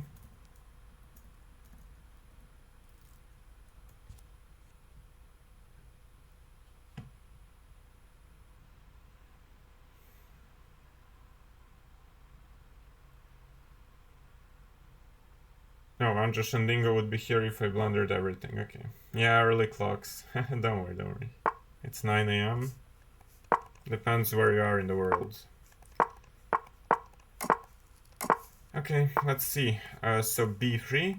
Against this, we have suggested in the course a very interesting sideline b5, followed by bishop b7, and then to push b4 later on. So the point of this sideline is to not allow white to follow up with c4 and playing their normal way. e4. Now I think I'm gonna go e5, de knight g4. Try to exploit this spin. e6 I can take, and I don't think that's a problem. Knight c4 is probably better, but now I will just take this. And after all of the exchanges happen, I mean, my opponent can take with the bishop and not with the knight, but then I'll have dark squares. And if this happens, then I have this very good bishop in the endgame, and my opponent has a very passive bishop. So I can, for example, work with c5, rook d4, plans like that, while my opponent cannot really work with the d5 square. He would have to go for something like this, which is quite slow. Let's go here. I want my opponent to take, then I would be able to take with the c-pawn and create this weakness. Let's go king g7, and then we'll go f5 later on to break through break through like this. Bishop d3, fair enough. Now I can take or just improve the position. Let's improve the position first of the king. Then later on I will see how to take or whether to take at all. For example, it's interesting to try to exchange the bishops now, while or for example, first is f4 a problem? For example, if I go bishop a6 and my opponent takes, I take, then I'm gonna go rook c6 later on.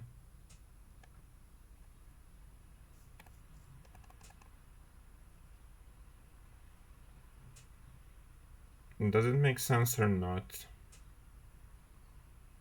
I wish I understood strategy a bit better. Okay, let's see what happens. Bishop a6, then I can still try to go here and infiltrate with the rook on c3. For example, rook c6. Ask my opponent what they're going to do. If they take, then I'll definitely get the c3 square. So they were probably waiting for this, but then I can go rook c3, force the rook to b1.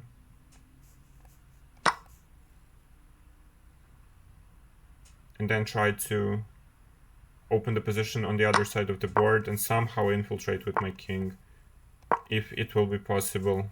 Not sure if it will be possible, but maybe. Let's go here.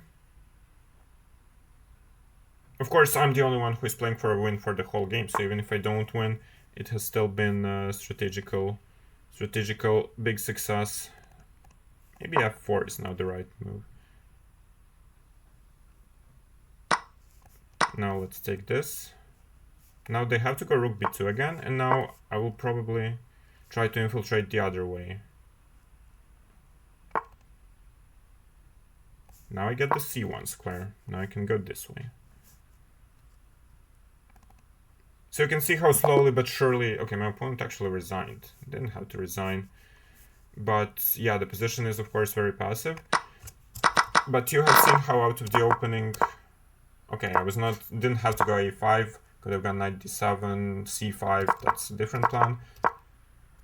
Yeah, so the engine doesn't really like my plan, but I enjoyed it quite... I enjoyed the position quite a lot here. I think it was an instructive strategical... At g5. That was important, I guess. So this plan was okay. Rook c3.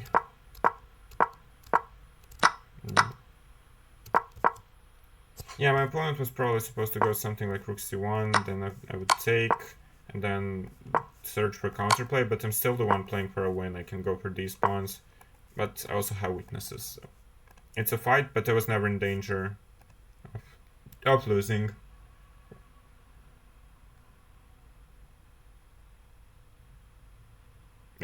Schelling would put the opponent on the list. That's why we yesterday deshalb haben wir gestern mit Katharina quatschen und nicht mit Schelling fort nach dem Stream. Okay. I look like Leon from Romania. I'm Leon from Croatia, but yeah, the co-author of the course, GM Parligras, made this account, so the Romanian flag remained. Does White have any play through this? On the whole course or in this exact... Or in this exact game? We are 2500 now. So just 1 second, like 255, 12, 19... I didn't count one win, I think. The game, I mean, this line is completely fine for black after b5. You have seen some games by Carlsen in it as well. Okay, maybe it was not the most precise to play a5. Maybe I think we gave actually knight a6 in the course, or knight d5. I don't remember exactly, but there are many good moves. For example, this plan with c5 can also be very good, because then the backward pawn on c2 later on can be a potential problem if this gets traded off. I was supposed to maybe play like this, but even what I did in the game, I don't think it was that bad.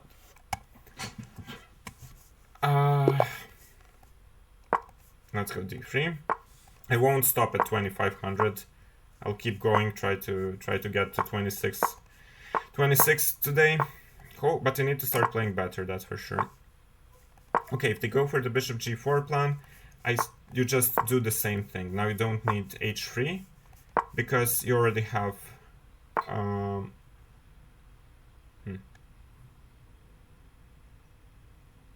you don't need h3 because the knight cannot go here anymore. Now I'm gonna go d4 actually. Again, I don't see a reason not to seize more space. Like if d5, then I'm gonna go e5, knight f5, bishop f2. Or if my opponent just castles, like this, considering that I have the two bishops, I don't think I'll go for the attack, because black is, like the g4 plan can still work, but black is quite solid, and I think I'm just gonna play positionally on this side of the board. Let's say queen a4, double the rooks here, bishop a6 or bishop b5, and just slowly but surely build up. Knight f5, bishop f2 is never a problem. Rook c8 now would run into bishop a6, and this is already a threat, so it looks very uncomfortable already. Of course, like the game is not over and the fight remains, but this b6 definitely didn't help my opponent because it weakened these squares so much.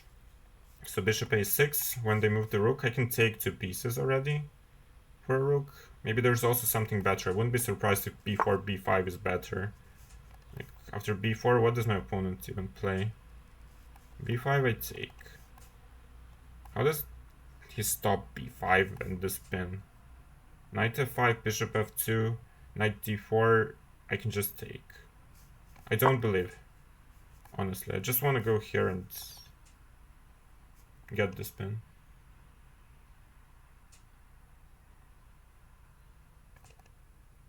Must be the real one, we'll see.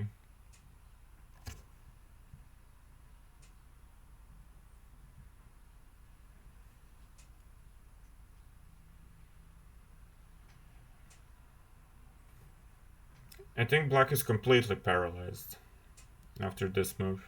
Just the bishop on g7 is out of play, and the knight on e7 is not doing much. Even on f5 it would, after bishop f2, simply be quite a bit blocked.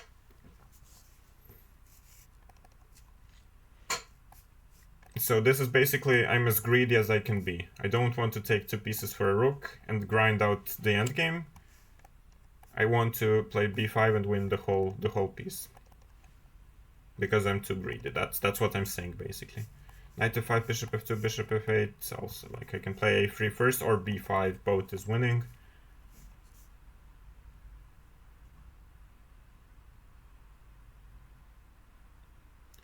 Chess ultimately comes down to who just sees more. Yeah, chess is 99% tactics. While that lowers the higher up you get on rating, chess is still mainly calculation and tactics, and it's about who sees more.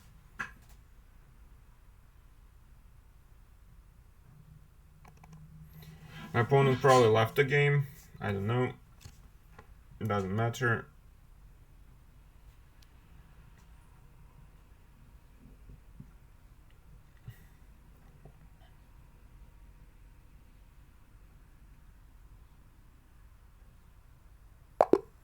Okay. That was relatively clean. I mean, if they go for this bishop g4, you will always have a better position because you'll get the two bishops. So it was very clean strategical conversion, I think. b4 was better, yeah.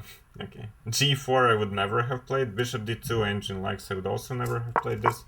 I only considered to take or to go b4.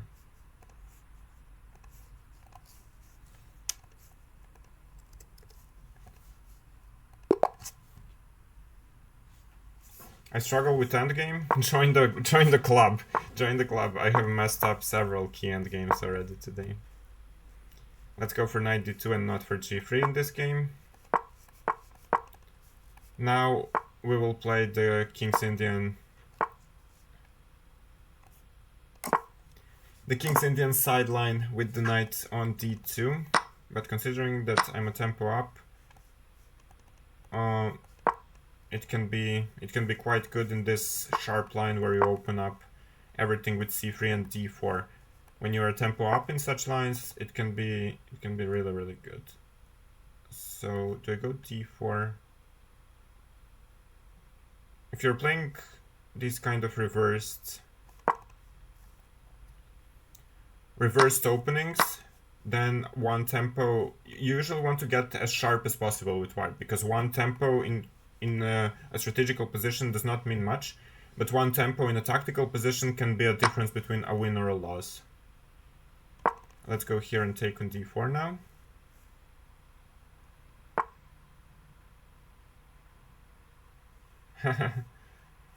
I'm not so good in bullets, or in blitz for that matter. I think I can take and take with the queen. So my king is better than my opponent's king because of this f6 move. I'm hoping to exploit that. Wait. Rook e8 and knight b3. This hangs, this hangs. Am I blundering something or am I winning? I think I'm winning.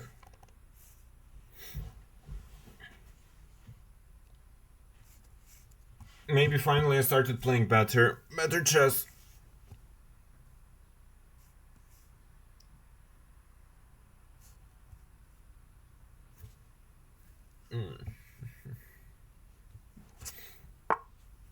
Okay, here. But now, no matter which discovery my opponent does, I can go queen b3 check, as far as I have seen.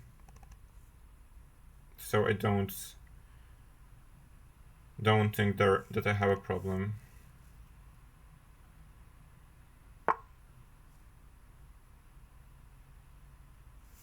Queen h5, so trying to exploit the pin makes a lot of sense.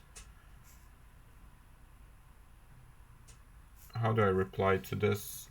I can go h3, part ways with a pawn.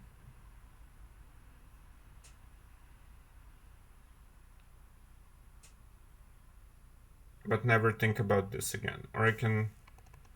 It's a bit hard to make some developing moves, so I'm gonna go h3. Even though the queen will be here, I don't think there is any kind of an attack, because there are no pieces to attack with for my opponent. Now let's just finish the development. Maybe queen e6 if allowed.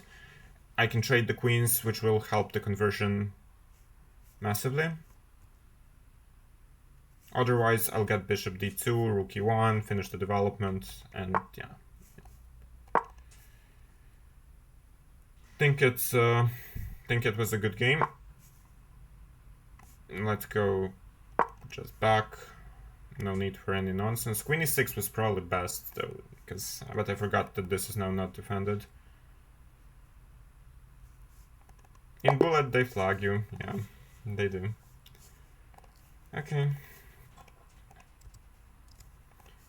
So while we cannot play the mirror image of the line we suggested in the course against the King's Indian, many of these lines are very, very sharp. So rook e8, after king h8, it's probably double-edged, but here after d4 I'm immediately better.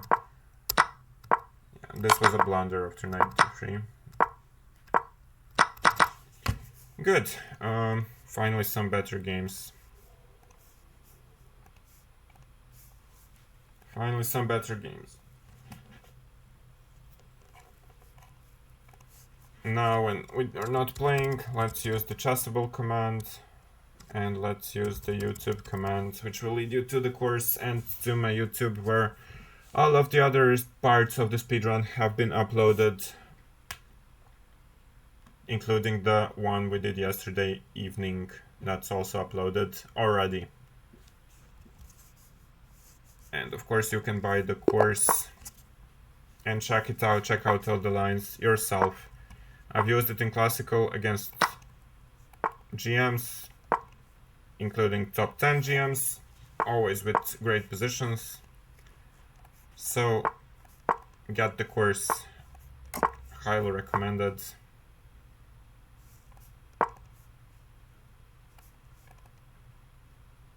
I don't know why they're still going for this sacrifice. I'll call it sacrifice, but in the end, in reality, it's just like, I don't know what that is in reality. Where they just give up a pawn. Usually 1500s were going for this, but 2500s no. Sometimes they're lost out of the opening quite early. Let's go rook e1, e5 is the idea. Maybe I could have gone e5 immediately as well. No, that was probably stronger, just e5. Let's go bishop d2. I'll try to keep the queens on the board and as well unthreaten knight e5 as well. Knight e5, I'll get rid of this bishop. Go e5 probably. Is there some forced win now? Rook e4 maybe. Rook e4 looks good actually. Knight c3 I will take with the pawn and then this will hang. Queen somewhere. Let's say c5, that's probably the most logical. Then I'll take here and then this will hang. So queen c5, knight d5, bishop d2 is the only thing I think which makes sense. But then I can choose between knight c7 and knight f6 and even queen d2. So yeah. Ingo, I was winning in the Bundesliga several games already, but I didn't win any. Bad season for me. Not even play-wise, but result-wise, it's horrible. So I can go here, I can go knight e7. Everything is completely winning. I guess I'll just take the bishop and not think about anything else. What's my opponent's rating? 25. Too high, I mean.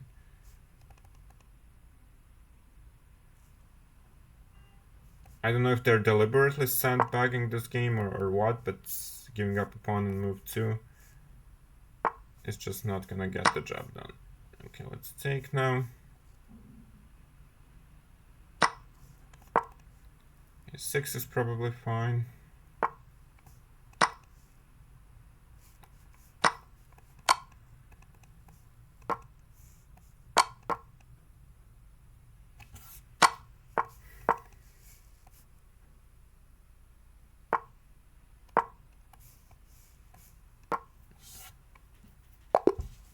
Okay, now we had a series of easy games.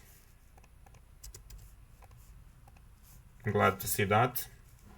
Of course, the opening helps a lot if they blunder a pawn in move 2.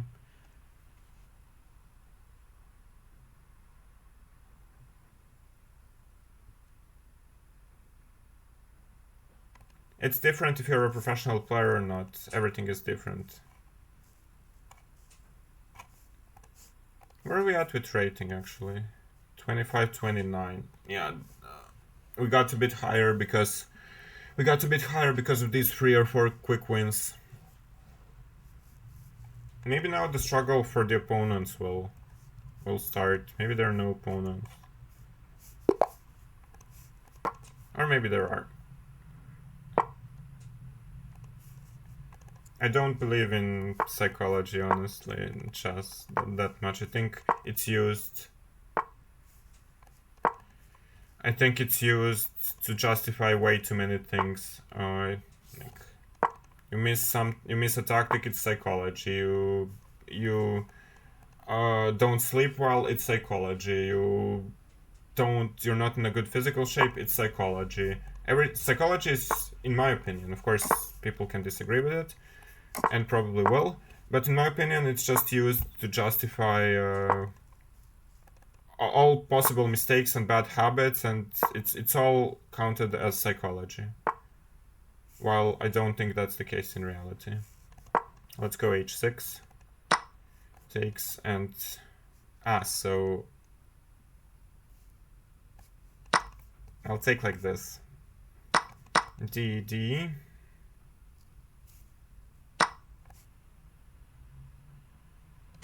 And then I'll go for b4, followed by knight. Knight takes c4. But I allowed this move. This is not psychology. This is just not calculating enough. So. The problem is not as much this, but as the bigger problem is that after knight e4 there is knight d7. So I'll go rook d8 first. Try to get here. So my opponent wants knight a5 now.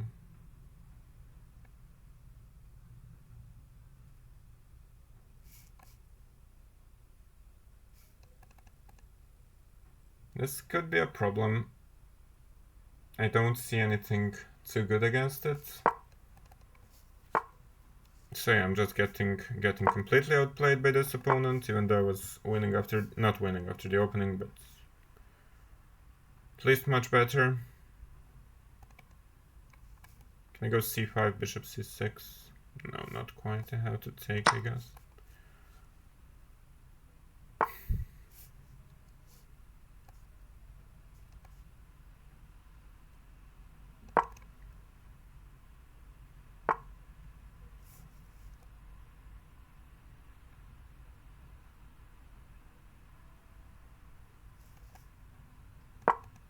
I'll try to open up the bishop, but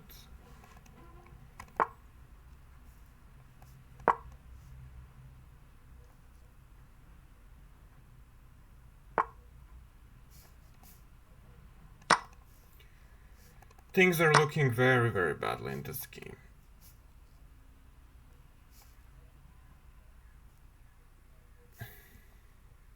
However, I still have not lost, so let's fight on.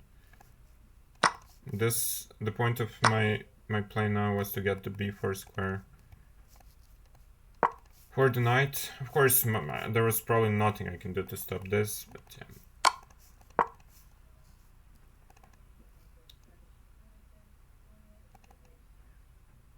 Yeah, we just have different opinions on this,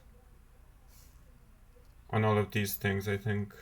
I just don't agree with most of the mainline opinions. With most of the mainline opinions about psychology in chess, I just don't agree with it. Yeah, now, of course, my opponent plays the best.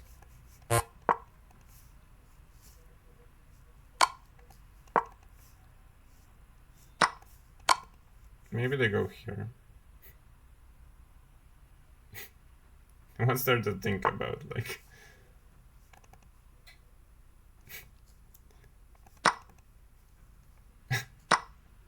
this is so funny. Okay.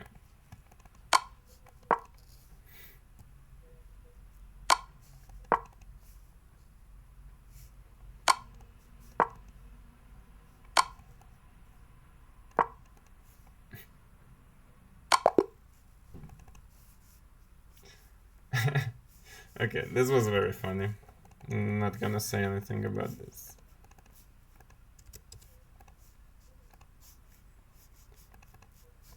No.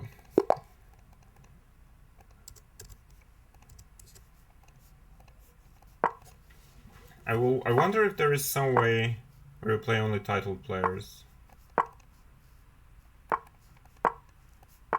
That should lower the risk of such things. But okay, never mind. Okay, now we will again seize this space, as we have done many times before.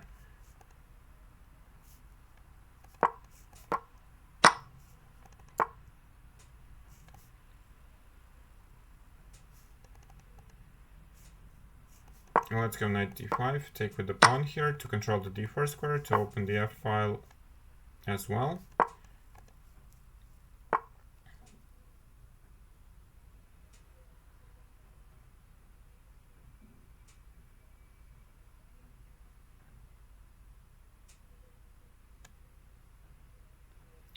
Trade or not trade? Okay, let's go back. Keep more pieces on the board because we have more space. And then try to seize space even further. With this, then queen d2, rook d1. My structure is not great, that's a fact. But we'll live. c5 maybe I was supposed to play. Maybe I can still do it. c5 takes, knight a4, then knight c5. Let's see. Knight a4, knight c5. Queen c5s. Queen c5s are not a problem because my queen is defended. I definitely don't want to take on b4 to open up black's rook, unless I win some material or something, which for now I'm not.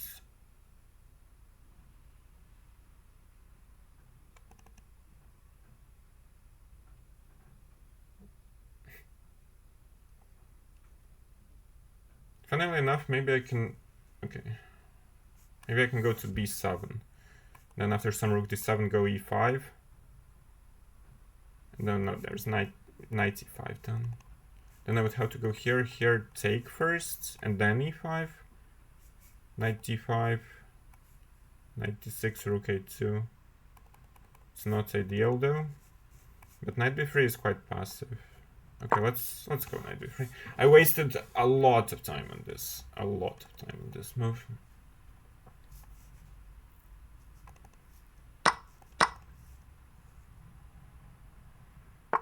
Yeah, now my opponent can go here, and they should try to go for c5, but I didn't think it works immediately because of the double attack. Or knight d5, dc. So, okay, just a second.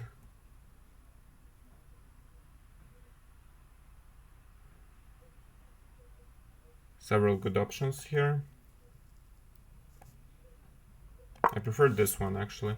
Just keep the frets alive, both of them. Let's go knight d3.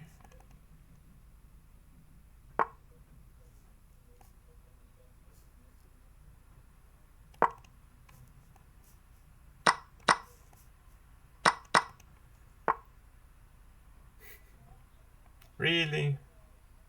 Come on. How can I be so bad? How can I be so bad?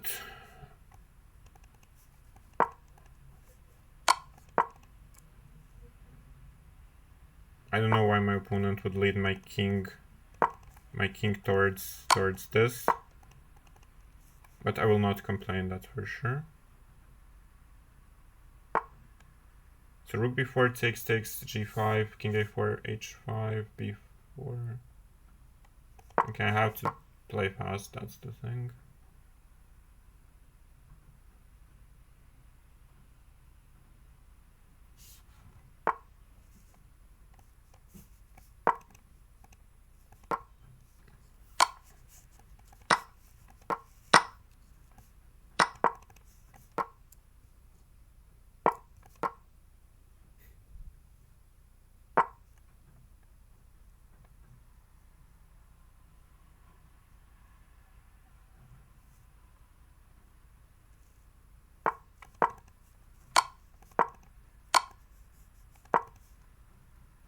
I was not supposed to go there, but whatever.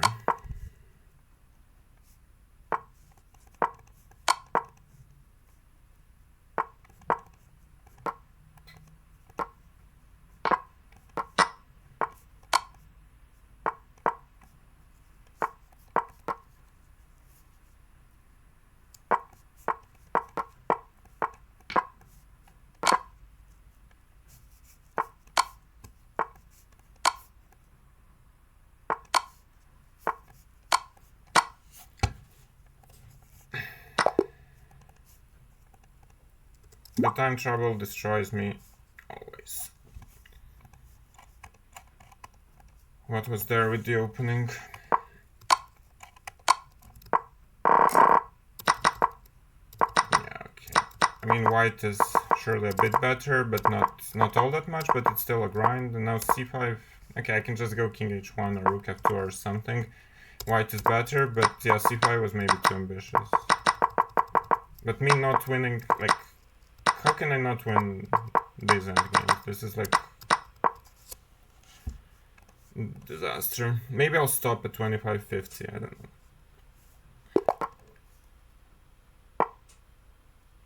Apparently a super CM? No, I mean I was just completely winning. Let's see if we get some main lane theory. e4, bishop g4. This is the sideline. The first time we have this sideline, which we're suggesting in the course.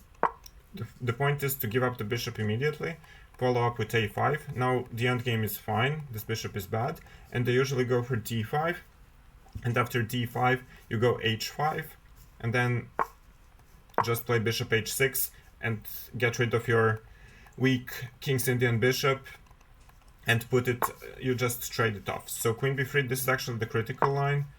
Queen b3, queen c8. Now a4 is the critical move here. Very logical move. If they don't know it, they will not play it. The point is this and c5.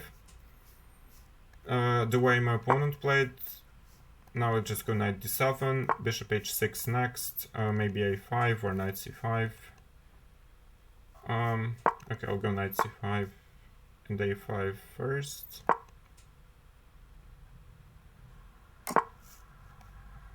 Now bishop h6. And the whole point of playing these structures is just to, okay, have less space, but your pieces are relatively nicely placed. This bishop is not ideal for white. Then you bring the king to g7, and you try to open up the position on this side of the board. That's the strategical plan. That's the strategical plan here. Let's go c6. And it can be very, very dangerous for white if they don't know what they're doing. I'll force bishop d1 back, or this. Now I think it's time to take this. My opponent takes with the e pawn. Okay, I did not expect that. They almost always take with the c pawn, but I guess this makes some sense too. Still, now I'm gonna go for e4, or for knight g4, take, and then f5. I need to be a bit careful because of this square. Let's go back. I need to organize the f5 counterplay quite quickly if I can. So here, and then try to seize more space. This is a small concern, but I don't think it's too big of a concern. I will take this. Oh, no, I blundered bishop a4. Okay. Keep blundering everything. Unbelievable. Amazing. Was I an IM by 8? No. I was 17 when I got the title.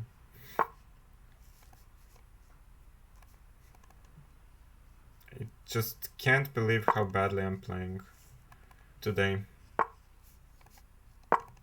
Knight c7 to stop knight e6, and then I'll try to use this knight to do something, but I'm not even in time because of f3. And then I have to go back and put the knight on e4. b5 can be maybe interesting. That's why my opponent does it now. This knight is extremely bad.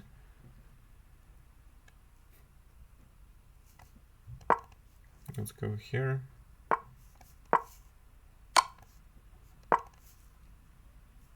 Now I need to play knight c5 in order to get rid of the knight. Okay, my only chance is time in this game. Considering maybe it would be fair if I got some help from the clock in this speedrun. Thus far, the clock has always been hurting me. in the speedrun. Let's go e3 now.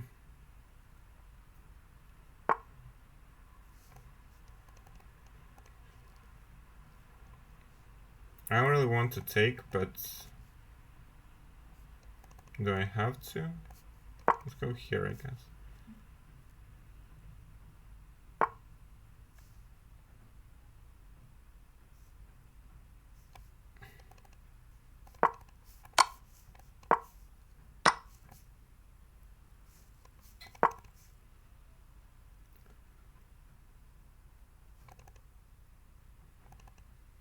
Half of the moves I played in this game were a blunder.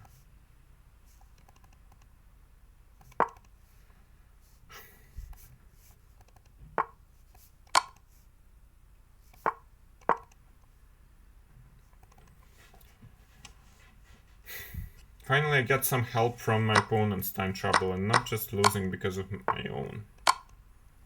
I didn't deserve to win this game. That's surely a fact.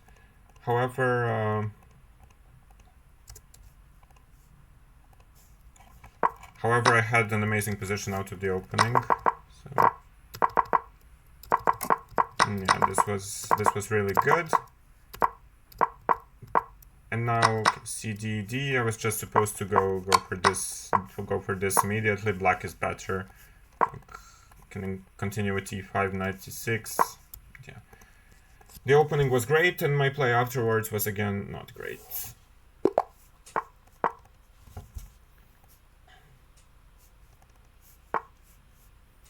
Okay, bishop g5.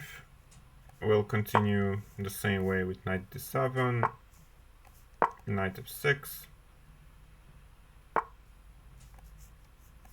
Let's go for e5. Bishop e7 here.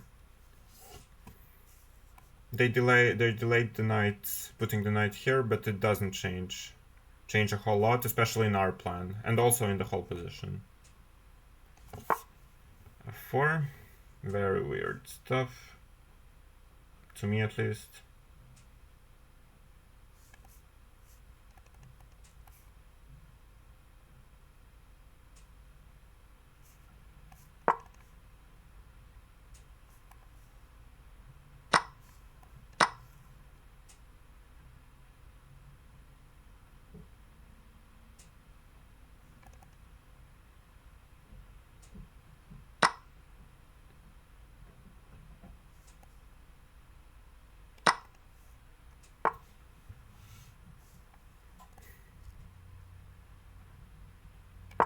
Let's go knight f6. The point is, after long castles, now I have bishop g4.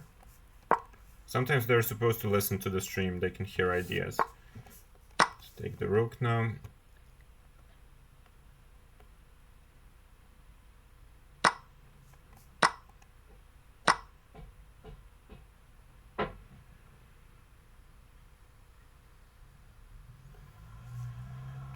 I mean, there is nothing concrete as far as I can see, so I should just make some normal move. I mean, I'm trying to find something concrete, but yeah, there isn't as far as I can see.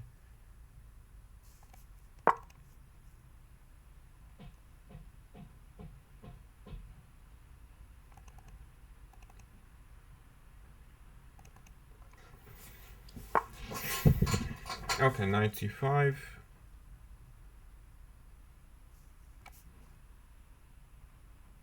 I guess I'll go knight b4, attack the bishop and opponent d4.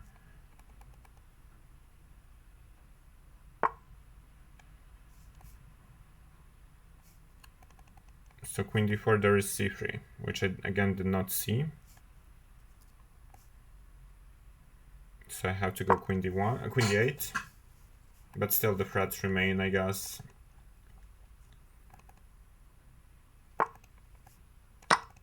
Let's take now. Queen d5 is relatively logical. Queen c7, there is rook c8, and here I guess I'll take a2.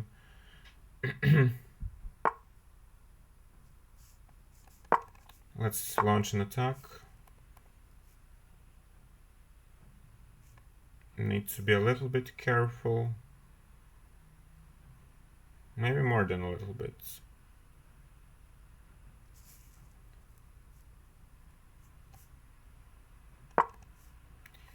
Rook f6 was a problem. I'll try to go here and then f5 or knight d6, depending on what my opponent does. f5 I don't really want to play, but it could be an idea at some point.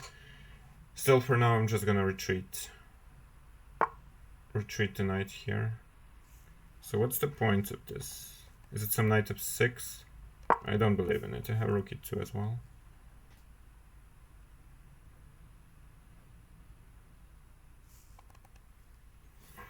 My queen is a bit out of play. Maybe I should have retreated it to a safer location before.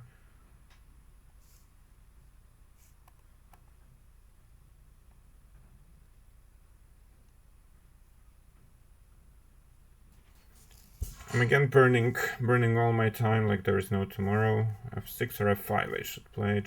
Just make a move and keep going. Play my own attack.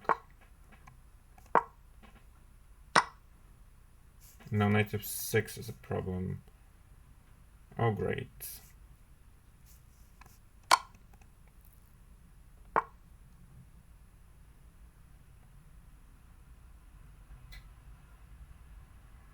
Yeah, just knight f6 is a problem, and I'm going to lose the game. Instead of just making any move and winning on the spot.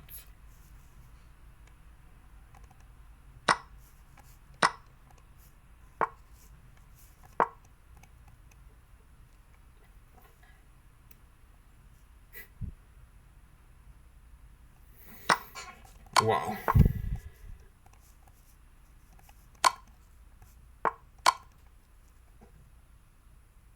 How can I be so bad?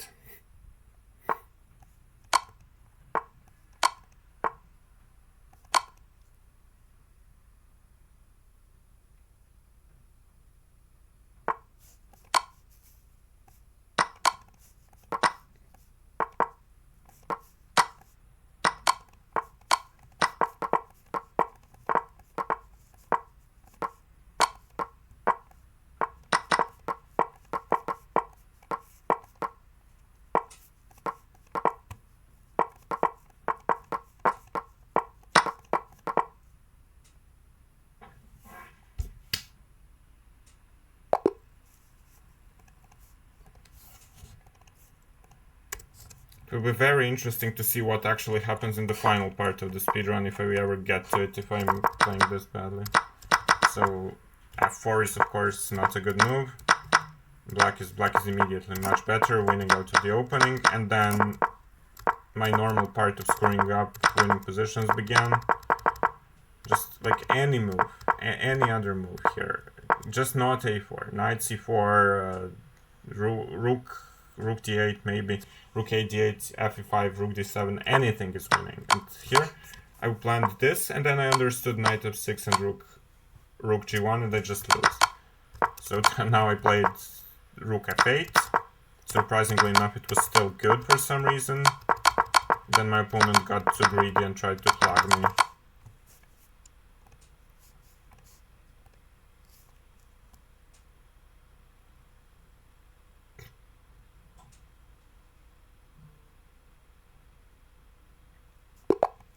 Yeah, f4 was not good, a good move. Hello, Sasha.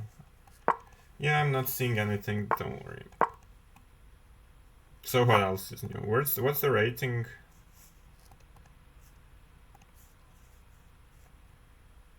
$25.40. Okay. Let's play the reverse Philidor again.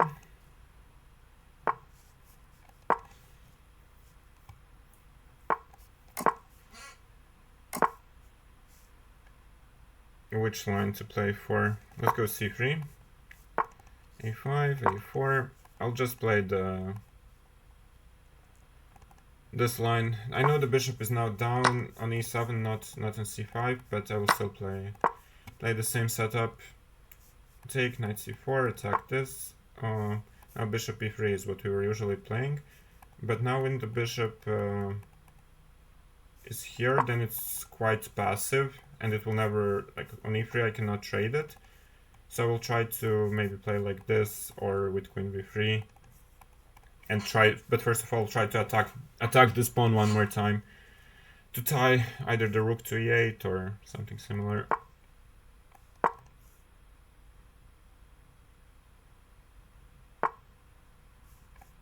Let's go h3.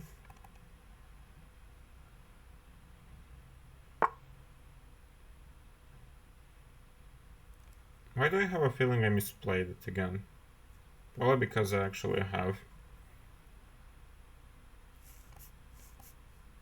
Okay, with a long delay I'll play bishop e3 anyway. Should have done that immediately probably. I'm getting bad positions today in the fillet there.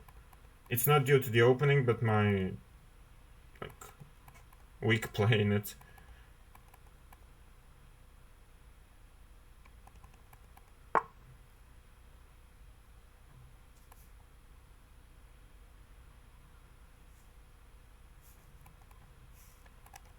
Knight e5. If rook e5, knight e5, it doesn't change much. Bishop d1, knight d7 is good.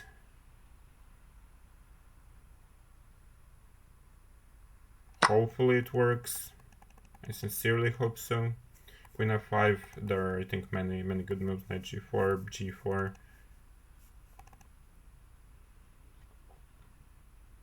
Okay.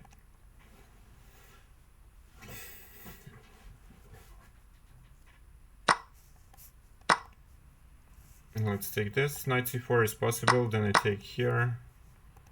Knight e3. F3. Now this is not a great pawn, but it's a pawn up still. I guess my opponent should go c6. I'll go rook d1, bishop d3, try to create more weaknesses.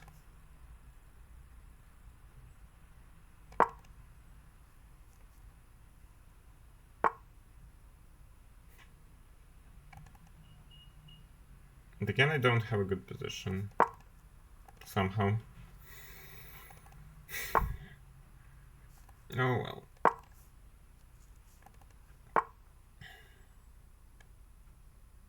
Story of today. And that's the story of today. E4 is so ugly. No, e4 is not possible because of the rules of chess. I should have slapped more. That's the primary thing to learn.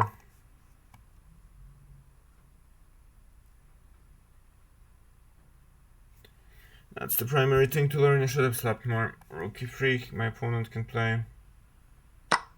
Or bishop e3.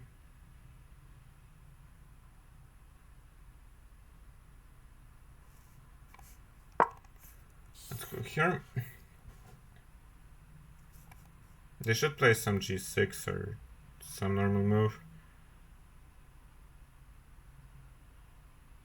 So that there is no like mating ideas later on. Queen f6 doesn't bring me anything, but we'll still play it. No, I should not have played it. Here there was bishop g5.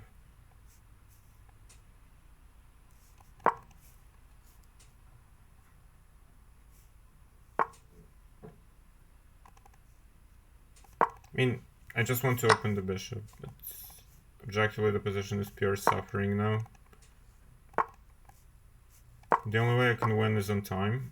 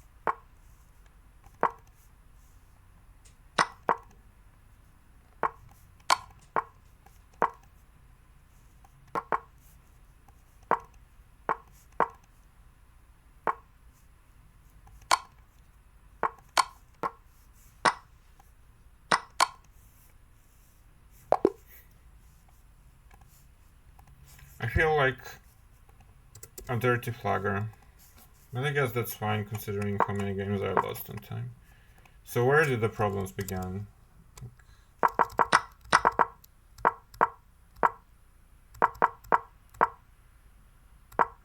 Not 95. And maybe just the whole plan here is wrong. Maybe I should go for queen b3 immediately, and then bishop somewhere, rook d1, all the typical Philidor stuff. I don't know.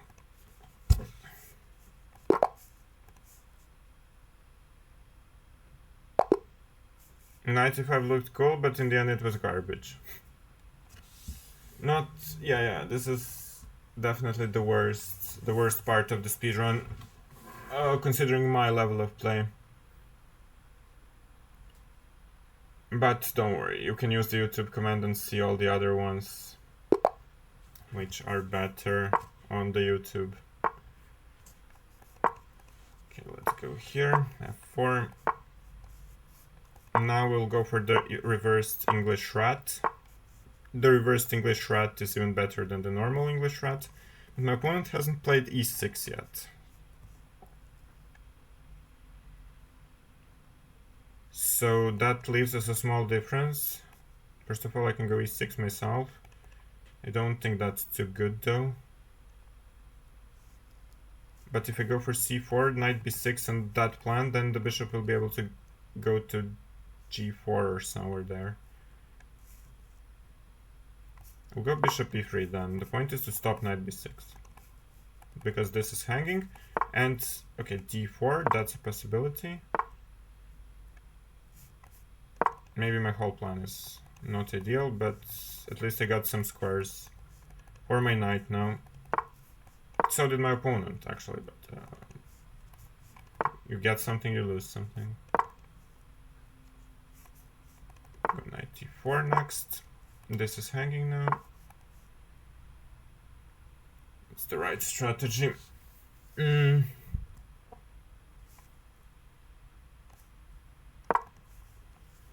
go queen e2 for a start. Position is very double-edged. This knight I don't need an f3, so I would have put it here. No matter if queen a5 or not. Because here, okay, to g5 it could go, but nowhere else, and here I want to put it on c4 and d6. So queen a5 helps me, that's for sure.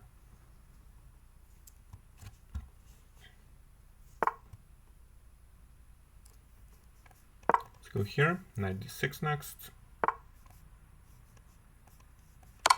Let's give a check.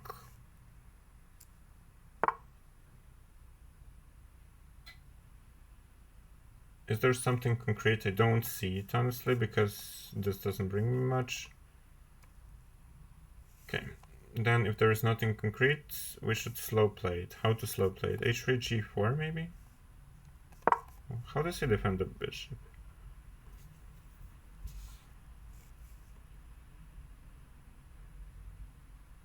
Like, g4, knight f4, queen f3.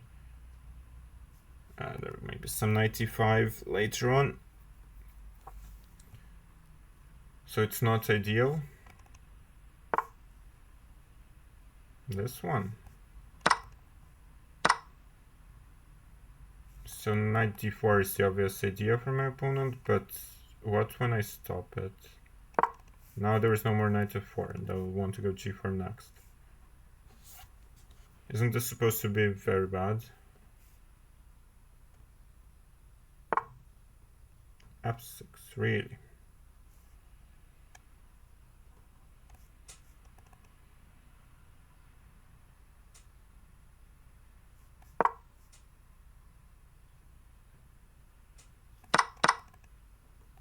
I'm weakening my king a bit, but I think I will win a piece, and maybe even more than a piece in a few moves. So here, queen d6 probably. Now knight g6 and takes. There will be some compensation, but I planned to simply take this one and then this one next.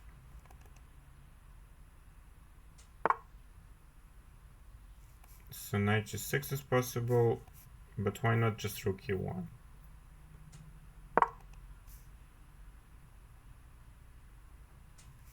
The pin remains. The pin remains.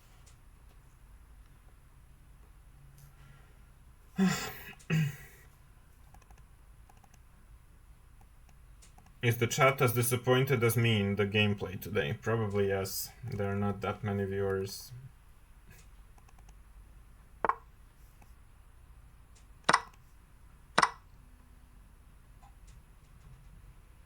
Where do I go now? Queen g3 maybe? No, then there is rook h6. Nah, probably it still works, so let's go for this. This one I didn't see, of course. Maybe it works somehow still. When you're a piece up, you can afford blunders. That's the good thing. Usually I blunder even when not being a piece up. That's a good move.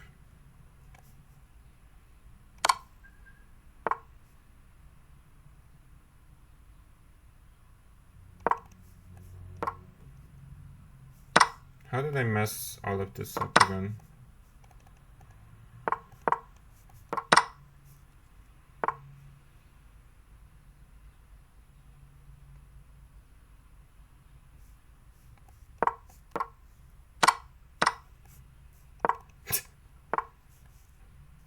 So bad. Now I'm losing the game.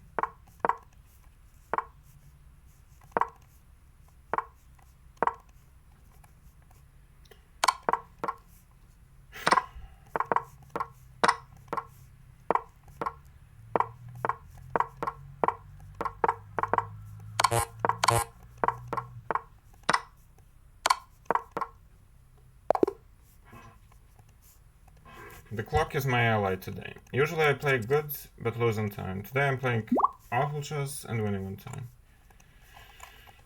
So yeah, what was the thing with the opening?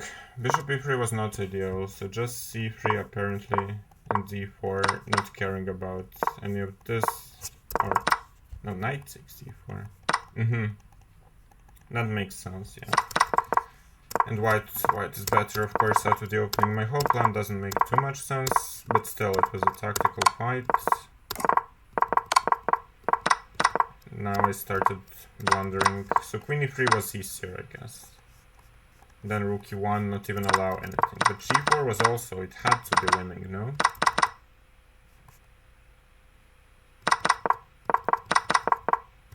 Until I played this. I should have played rook f5 immediately, but I didn't see it. I thought I need to go here first to threaten it, but it didn't. Knight c4 only move now. There was no queen h2 or something.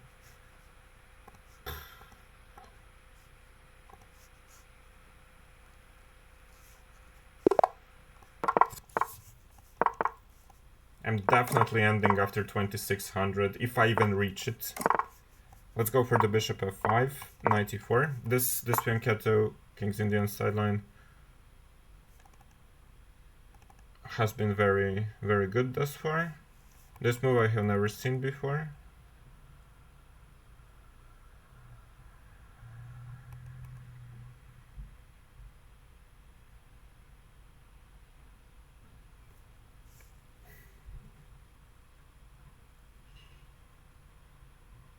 How do I deal with it? Some c5 or what?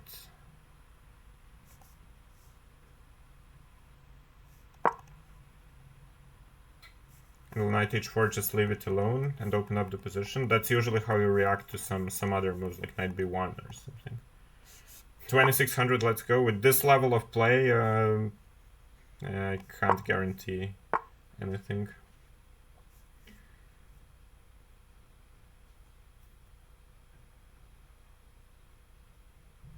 So what now? a6 b5 or what? Queen a5 maybe was also an alternative.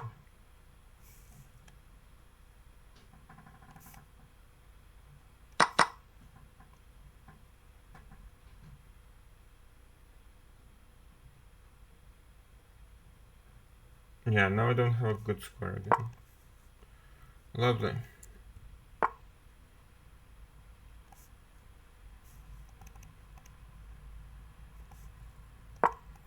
Such a bad play today. Such a bad play.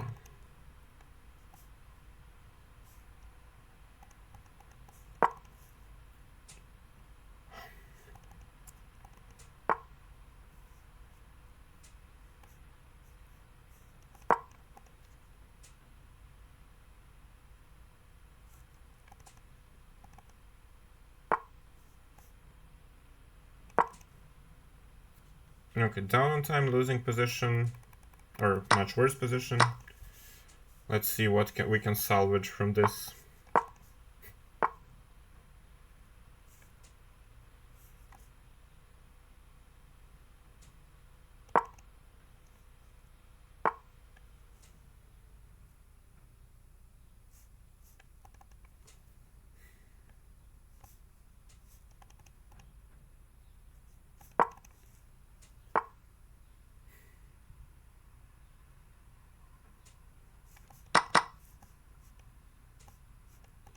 I don't like d5, but what else to do? Not this. My opponent has no weaknesses, and that's why I'm just worse. Okay, let's go back.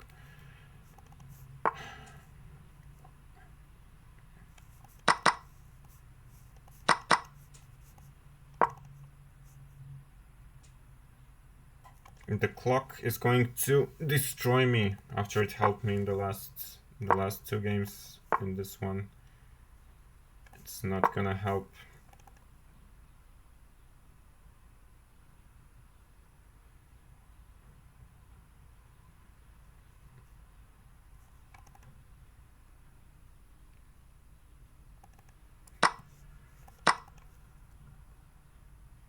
But with the open F file, now I'm happier than I was before. That's a fact.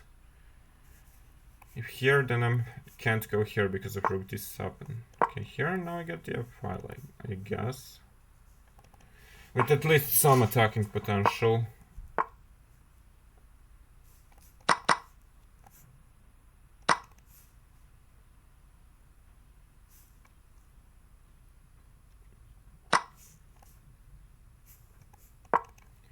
Let's go here first.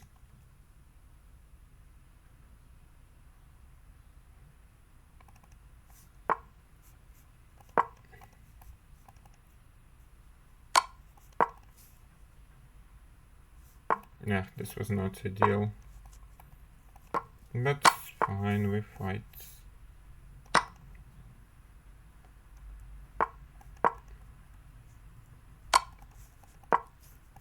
In the end, I'll be a pawn up, but with big potential of getting flagged.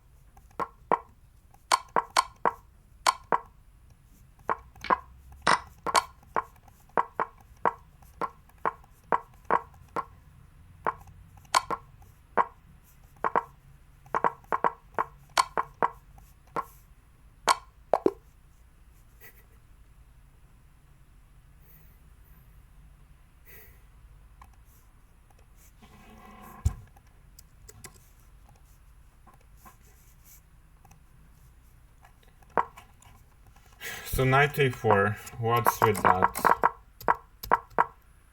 c5 was good.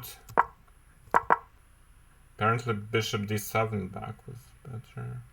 Or a6 immediate. So a6 immediately, so I can get in b5 without this bishop and d5 being possible. And black is just better. Yeah, it makes a lot of sense. Yeah, it makes a lot of sense. So that was the right one. Maybe I should update in the course with this. Yeah, allowing d5 was of course very bad. And here there was also a direct win, which my opponent didn't see. Yeah, Octopus Garden, yeah indeed.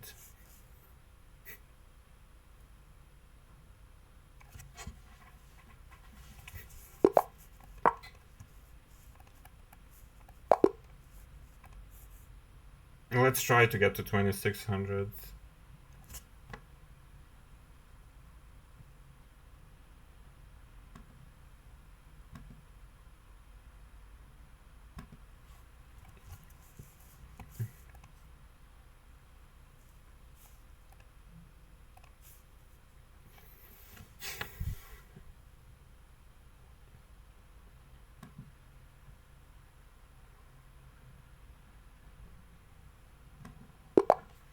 Okay, this is the same opponent, so I'll probably get aborted again. I mean, if they don't want to play, they can just block me. They don't have to get paired all over again. But fine.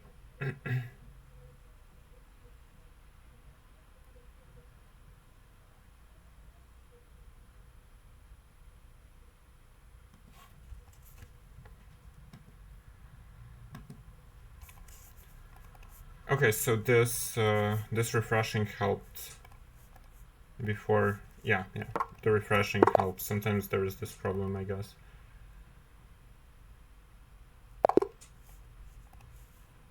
I heard games start to get tough for GMs at 2500. For me, yeah, as we can see. Also, but to my defense, I'm very tired, so didn't sleep too well. Hopefully it will be better in the next days.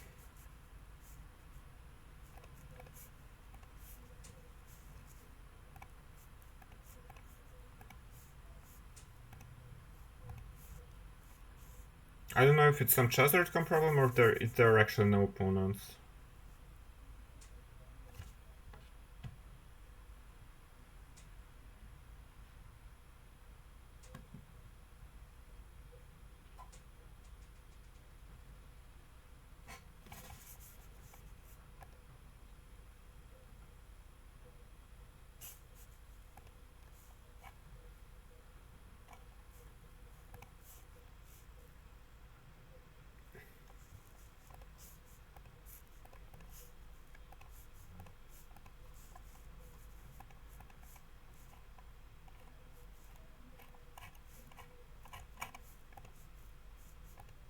Yeah, I don't know, maybe... Oh, wait. I can accept some of the challenges here. Let's say at 2900.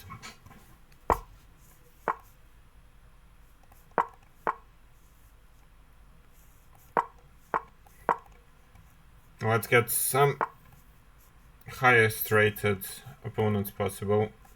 Let's play c5 now. And after d4, play this kind of position with takes. And then how do I want to proceed here? Maybe b5 or b6 just to put the bishop in b7. Just to put the bishop in b7, put more pressure. b4, knight d5, take, knight d7, it's probably fine.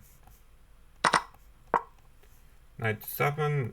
Now I want to put the bishop on f6, so when things open up it will be better placed, and the knight will come either to e5 or c5 later on. Queen a5 is also an option. Kind of like it to attack here and here. I'm trying to focus a bit more, considering now we're finally playing at 2900. Okay, let's go here. Attack this once more. Bishop takes, rook d1 probably, then I'm gonna go rook c8. Maybe I was supposed to go bishop a6, but I can do that next move, I guess. So yeah, I like my position. Yeah, I don't know what they want during this, in this rating. I've stopped playing on chess.com competitively a long time ago, so I just don't know how players fare and deal with it. But yeah, I surely have a good position here.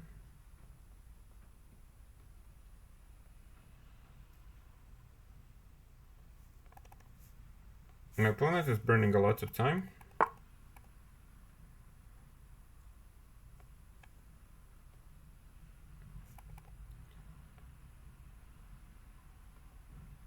Okay, so bishop d5, knight c6 should be fine.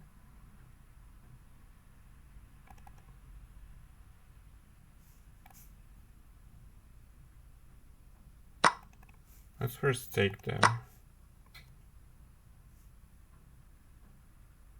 Can I take knight d5 maybe, or bishop d5, knight c6? No, that's fine. So I'll just take bishop d5 and queen d5, I guess.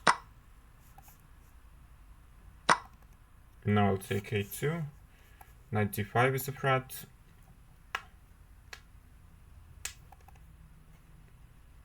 If I win against the 2900, that will like improve my that will, like, let's just say we'll increase speed. We will increase speed on our way to 3000. So now let's go here, take the bishop and this pawn as well. This is also hanging, let's not forget.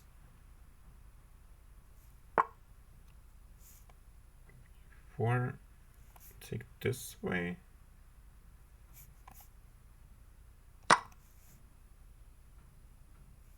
I think I can take this way. Knight c3, no? Is there some tactical trick? I don't think so. At least I don't see it. Knight d7, I go here.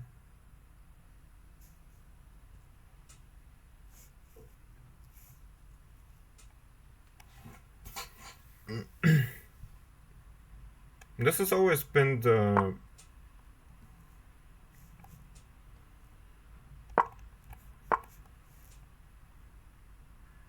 this was the point. Okay, makes sense.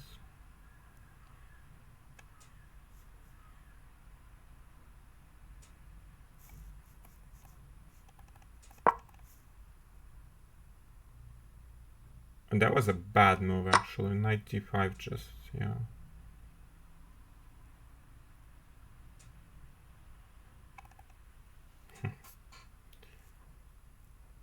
Messed this up again.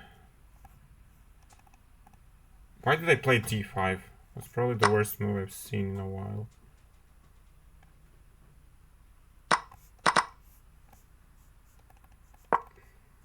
Now I lose this pawn probably. No, I don't lose the pawn yet.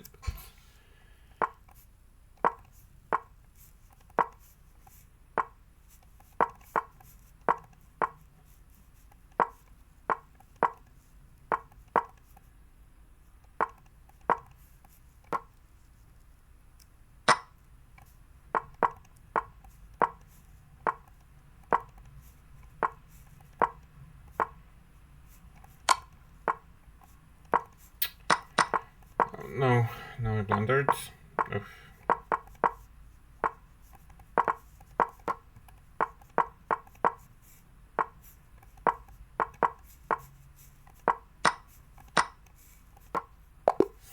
I never understood this. Like, why are now my opponent will get the rating back anyway, so it's not a big deal for him. But I never understood why are untitled 25, 2600 playing better than titled 28, 2900. I never understood that on chess.com. Anyway.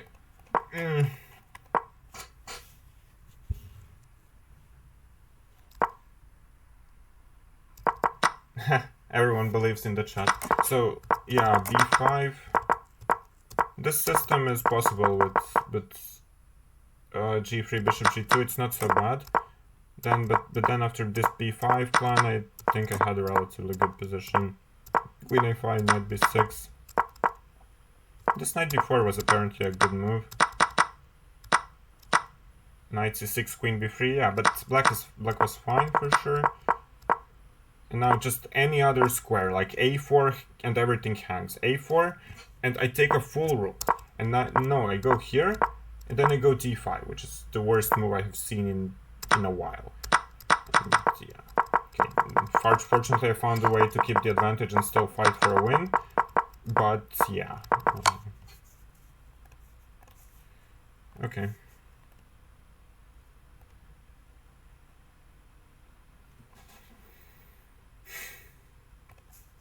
If there are these open challenges, maybe I can accept them instead of... yeah, I can accept them instead of searching. But there aren't any, right? This was accidentally there. Okay, then I have to search for it like this. If you try Arena Kings, doesn't no. I'm just not going to play Arena Kings or any kind of competitive online tournaments. I'm not doing it for a year, and I will not do it now either. Okay, let's keep going. D3.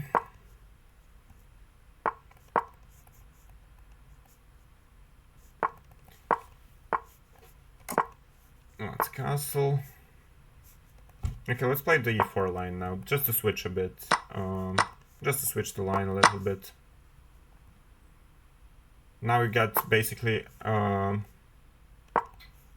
King's Indian exchange, but you're a tempo up, and that helps a lot. So usually, it would be Black's turn. Now it would be, yeah. Okay, you know what I mean. Now I'm just gonna go knight d2, knight c4 later on. And with the two bishops, I intend to grind out this endgame. Later. Okay, so this is probably a good move because knight c4, there's b5. But still, let's go knight c4. If not b5, then I take and go a4. And after b5, I would at least take and get the file or my rook. Okay, let's bring the king closer.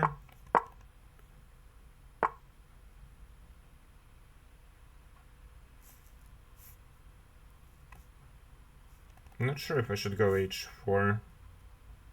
What's the right strategy? Bring the knight to d5 or not?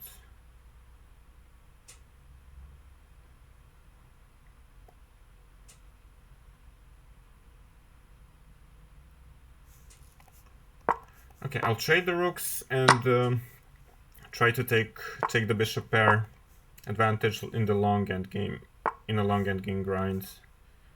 Let's bring the king closer first start. Now h4, and then activate the light squared bishop.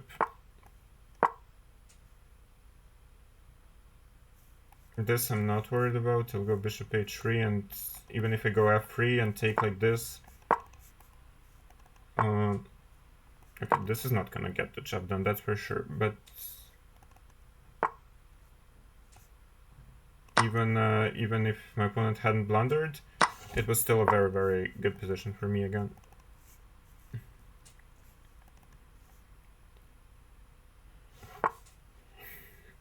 f4. I should just take that. Go e5.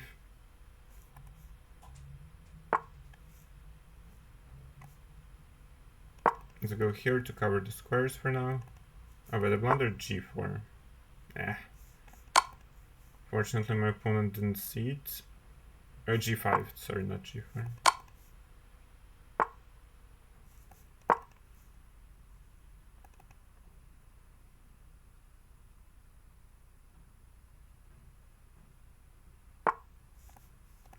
Check.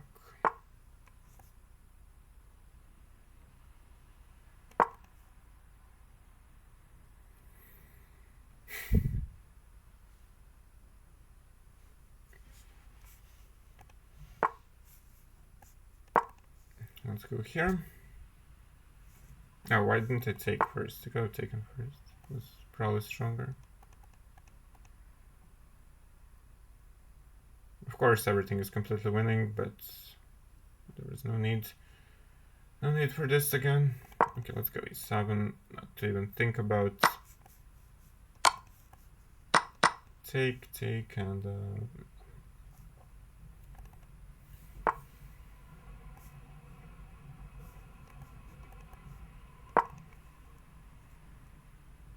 let's go somewhere there with the king, I guess. Pick up the pawns, and the a pawn will promote relatively quickly, hopefully.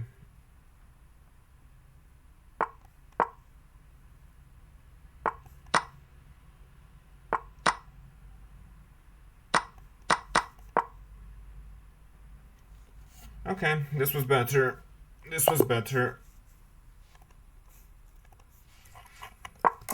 Yeah, so this line is always a bit more comfortable. Maybe c3 is not. I remember knight a3 being played once at the European, but even this, you just get a very, very comfortable two bishops position. I probably didn't play it in the best way here, but no, actually I did play it in a very good way. Actually here, I didn't understand this during the game, but my opponent doesn't have a good move, because if he goes here, then I have bishop g5, and then take, and take, and king d7, there is still f3, f5 I take, so this pin was actually, like, what my point was that even after, for example, f3 takes, this would still be an amazing position, because the king can go further up, even if the bishops are opposite colored. His is very bad and mine is great. So yeah, this is good.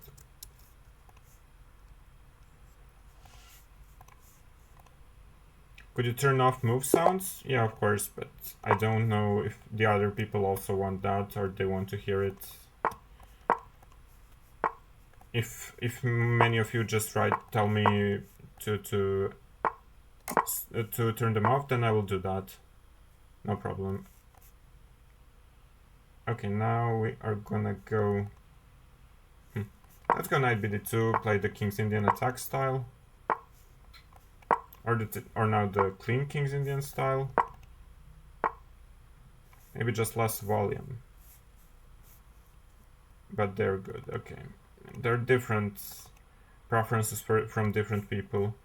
Okay, this structure I'm going to play by playing b3, and then so that I can recapture with this way. And now I need to bring the knight either here, or maybe just to e1, and then push f4.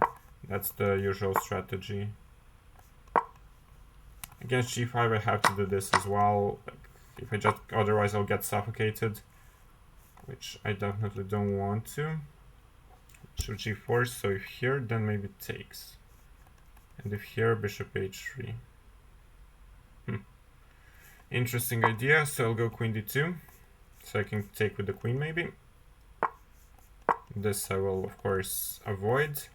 You have seen probably these kind of positions many times with colors reversed in the actual King's Indian. But in the reversed King's Indian, not much has changed. So now I guess I'll go knight f3, reinforce the pressure here, and now I can take normally with the queen and get a lot of counterplay there. Move sound is good. Yeah, I mean, people have different preferences for and against this move sound, so I mean, I have it on. I don't think it matters all that much. But okay, let's try a bit for now without the move sounds, because I've had them on for the whole speedrun until now. So knight g4, is it a problem? Go knight c5. I can take a pawn.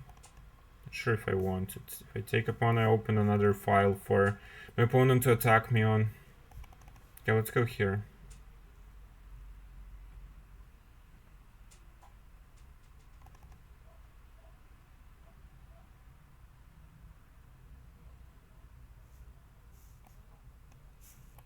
And just double the rooks and protect the pawn. This, okay, knight g4 I will take. Now bishop h3 is probably good, because if I get rid of this bishop, then my knight here is safe forever. Now maybe I should get rid of it in this this way.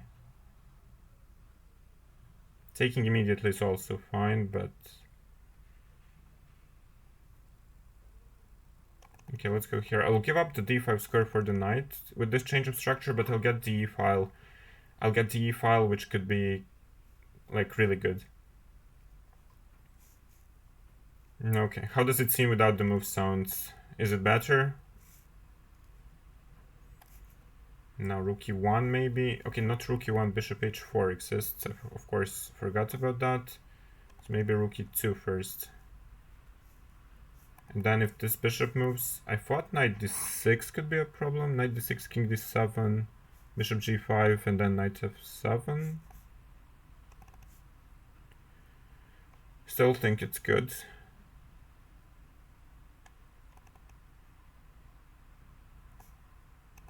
It doesn't matter. Like rook d6, there is still this. The rook is still hanging. hg. I take on f7.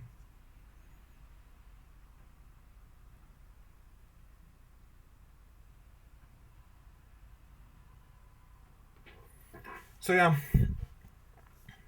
mission accomplished.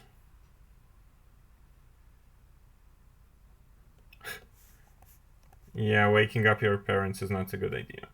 Voice is clearer? Okay, that could help if the voice is clearer or more clear. Yeah, that's a good move, but I have rook e5 maybe to take this pawn.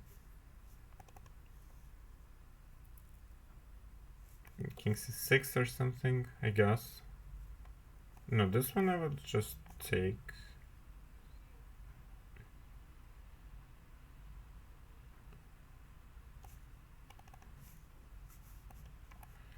And bring the king, I wanted to say, but then I understood I blundered. Great. Let's take. The position is still probably much better for me, but not sure if it's winning anymore. Now after I blundered this, now it's not winning for sure. I'm making huge blunders. Yeah.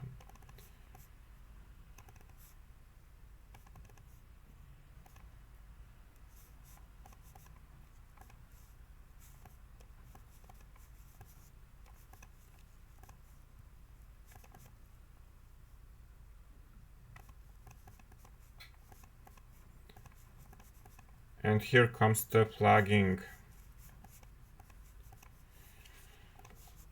Yeah, the thing was... yeah,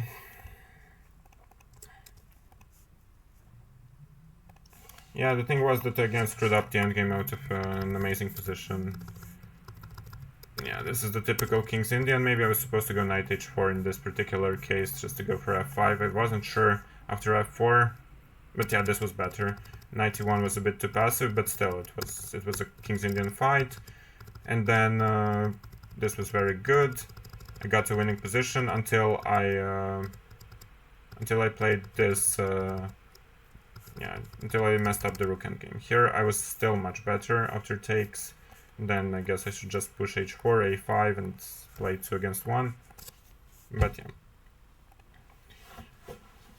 You win some, you lose some, you draw some.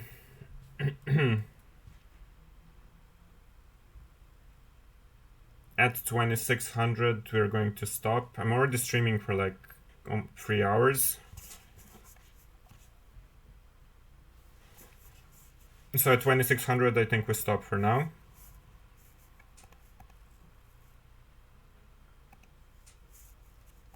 Okay. Let's see how IMs deal with our Philidor. The early a4.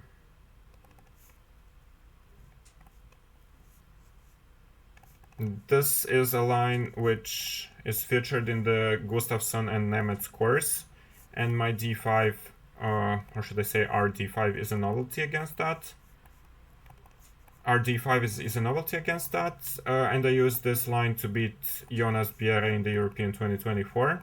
That game is analyzed in the Model Games chapter in the course, so feel free to check it out. Now we get this serious stuff. This player is also a chess.com staff. Steve Berger, I don't know him. Where do I want to go after b4?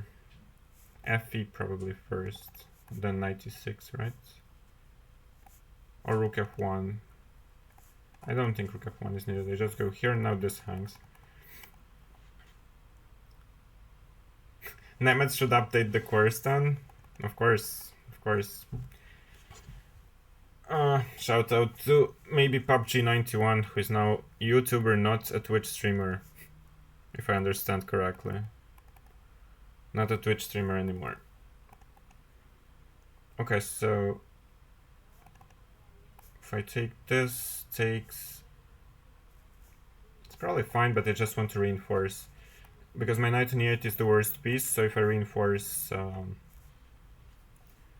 the knight on e6, it should be quite okay. And again, I'm playing against this knight, which is always a nuisance in the Philidor. For white. Can I go queen h4? No, g3, not quite. And takes, queen h4, there's bishop e6, unfortunately. Okay, it's a knight d4, queen d4, bishop g4, queen g4, queen c8. Looks relatively okay. Or queen e8, for that matter. I don't want to allow knight f5, honestly, but who knows what was best there. Let's just do this and play it in a strategical way. My queen maybe belongs on e8 and g6. The knight belongs on e6, that's for sure, to block all of the whole construction. And then I should probably... Okay, now my opponent wants to challenge the knight, which makes a lot of sense. c5 is now a move. Is it a good move, though? c5 and c4. I don't know, but I'll keep the structure solid for now. I'll just play bishop e7, and then if my opponent trades the knight, I will take it. At least that's what I planned. And then bring the queen and the rook to the f file. Also attacking c2. So the opening was a big success in this game. My opponent was not familiar with d5, I think, as it was not mentioned in the Gustafsson and Vyacheslav Nemeth's course. Bishop h6, queen g6 is logical, takes, but I lose a bit of an attacking potential there. Still, do I have a choice? g5 is a choice, h4. Queen c2 leads to very sharp stuff. I don't want very sharp stuff. I'm blundering tactics today, so I'm just gonna do this and bring the king to e6, and this pawn is a permanent weakness while I have no permanent weaknesses. And also my opponent's pawns are on the same color as his bishop, so it's usually good. I have a bit of a problem here with this pawn. Let's reroute the bishop to c7 to attack e5. I will not be able to take it yet, but I'll at least be able to play b6 and maybe c5. I don't know how much I have in the endgame, but I'm surely the only one who can fight for a win and not my opponent. And when you do that with black, it's a sign that the course holds very nicely. This is now hanging. Okay. Now maybe rook e8, because now I want to... No, I don't want to take yet. Oh. Can't take yet. Fair enough. I only have 30 seconds. Rook e7 maybe? Now I want to take, really. Rook f8 I still take. Now take here and then king d6, which was my original idea. Okay, now my opponent defends it. But now I can get... No, why did I go here? Here he can take and go to king f4. Okay. I'm blundering. Now maybe I should route the bishop back to e7, and I probably was supposed to do that many moves ago, and then play c5. Or at least play for that plan.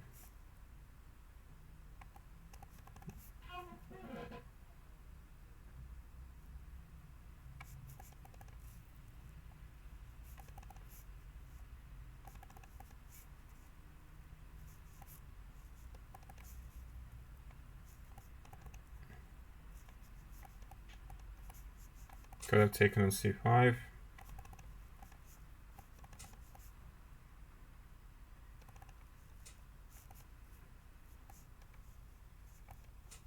Now it was just about flagging, so what can I do? But the opening was definitely a big success.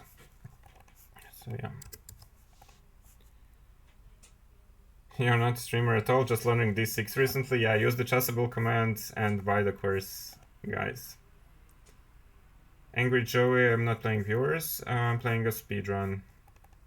Okay, let's play the safe free stuff. And then if they go for e5, now we played this sideline of the King's Indian with colors reversed, with takes and e4, if d4, h4. Now a3, usually in the main line with black I don't have a3 included, but the structure is the same and the point is to show you how it works. So we go here. And then when our opponent threatens queen d2 to stop it, now we exchange this bishop and play it in a strategical fashion.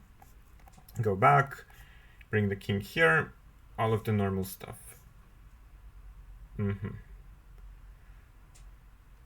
I'll actually go h5 now, considering my opponent long castled. And can I go maybe knight h2, queen g4? I actually think I might need the queen to attack later on with b4, so I'm just gonna go king f8 or king f1, king g2. Now it's weird for me to say because usually I'm black in this structure, and yeah, and after g5 then I'll go knight h2, queen g4. So my opponent, maybe he's hinting on f5.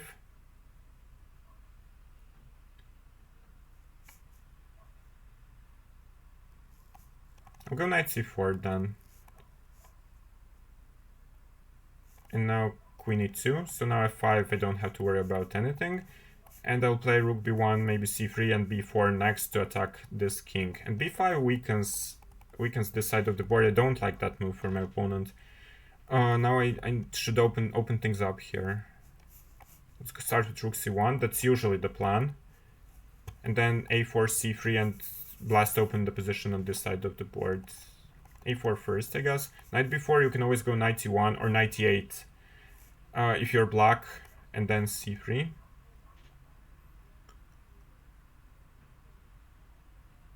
Okay, I'll go here first. Now I have ideas of takes and knight a5 as well, and this could be weak. And you can see how much safer my king is than my opponent's. And now I get c3 or c4. c3 I'd prefer to open things up. c4 is usually a good idea because if b4 then everything gets closed here. And you can, but now when the king is here, but when the opponent's king is here, now this feels more logical to just blast open the position. Take. This is not a problem, I'm pretty sure.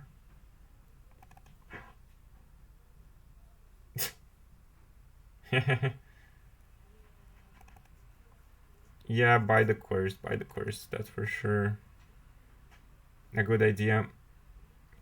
Okay, there has to be something really, really good here. ef5, queen f5. Yeah, I think I see what's really good. So takes, queen f5, rook c6. So if takes, then there's knight d4, and if he tries takes, then knight a5 I can include, and he does not get this rook back. So that looks like a tactical win for me. Yeah, just this is a very, very nice and typical game for this structure and how the sideline can be dangerous. Of course, I had a3, but even without a3, it doesn't change anything. So this is a very, very instructive game. I thought, yeah, b5, but it's understandable because my opponent doesn't want to wait for b4, rook b1, c3, b4. So he changed the structure like this, but yeah, now just bring the pieces and open up. Rook c6 immediate. Oh, rook c6 immediately. I didn't see that. There is this or this. Was way easier. But ef is also, of course, I saw it in a different knight fork, which is very funny. Yeah. All right. thanks everyone for watching the stream and staying with us in part 8 of our speedrun 1d6 against everything on our way to 3000. I will raid you now to someone else,